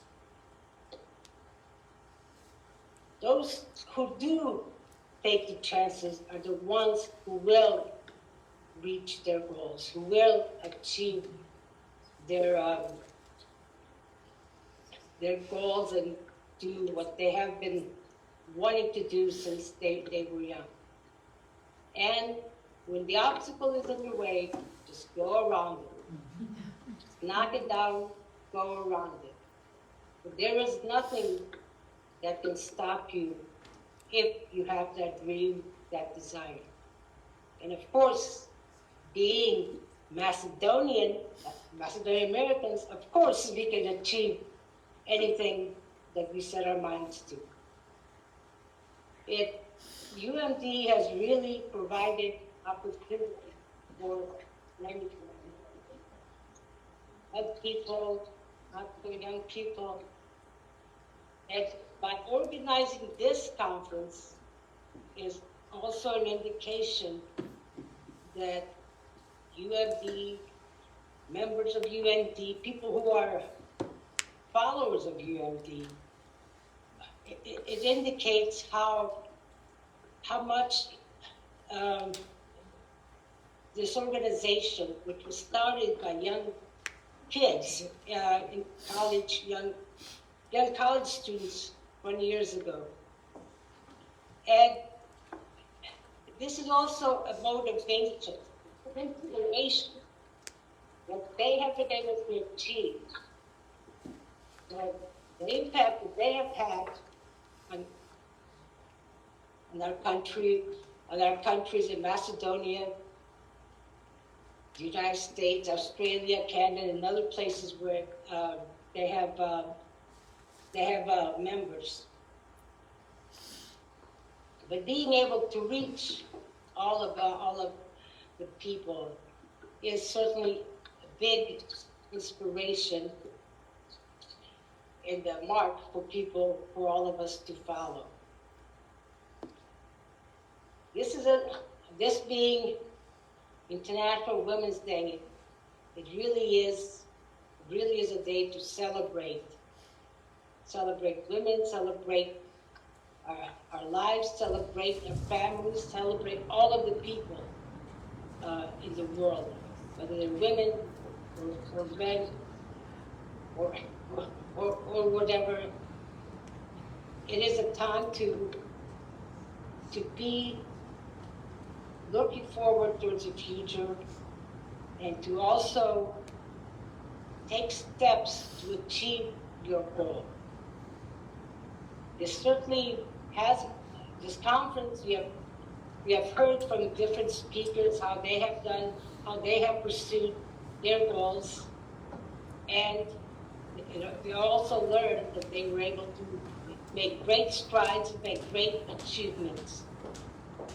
And with each other's help, we can do that.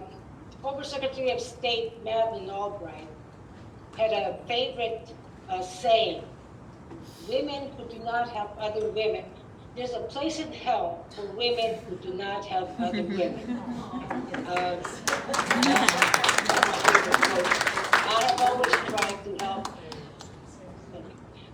have always tried to help everyone, but especially the women, because being a woman, I know how hard it has to achieve. Well, yes, I was able to achieve them, and I especially do encourage everybody to continue with your goal, with your passion, and do not let anything stop you on your way.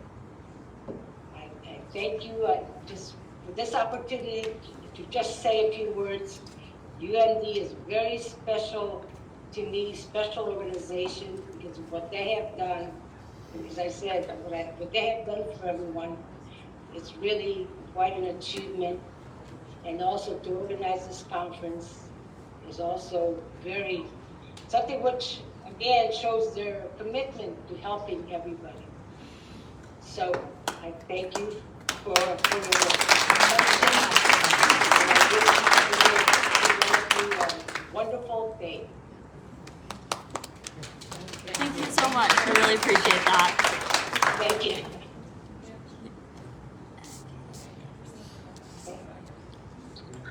Is your turn to go ahead? Yeah. Okay.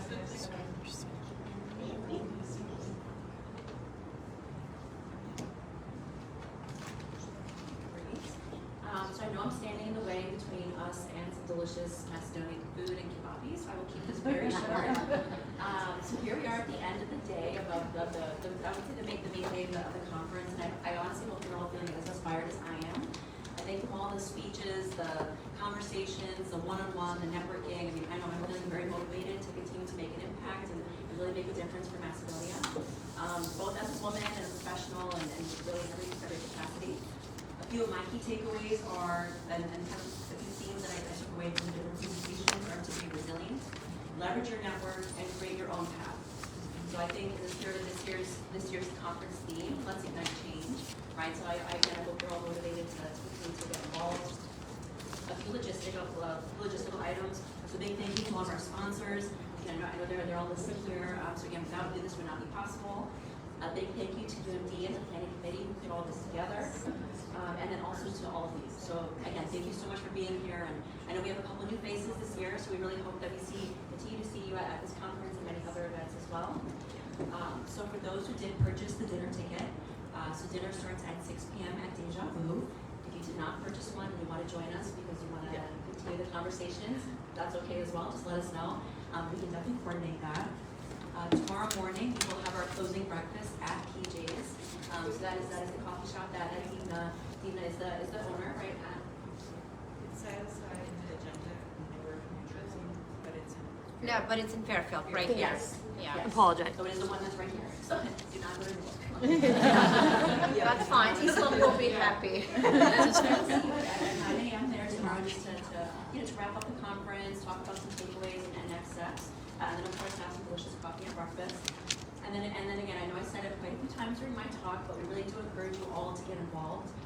We're always looking for volunteers, or if you have an idea or an initiative that you wanna spearhead, or you just wanna get a group together and get involved, please reach out.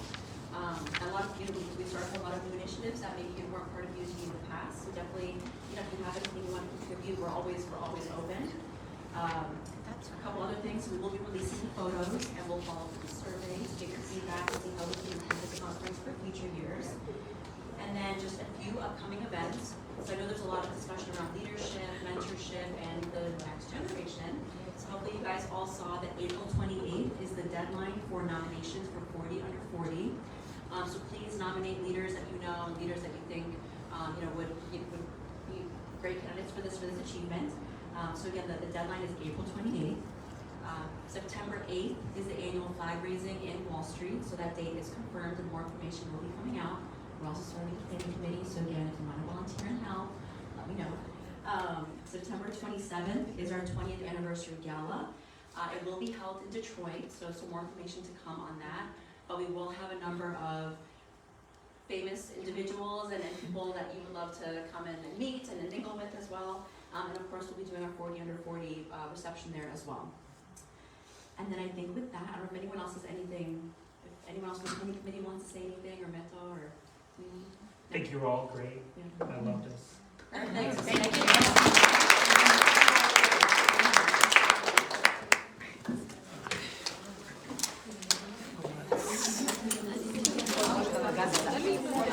Do you need any help?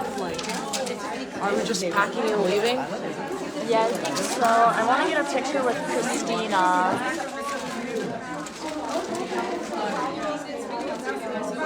Oh, what is that? Artwork.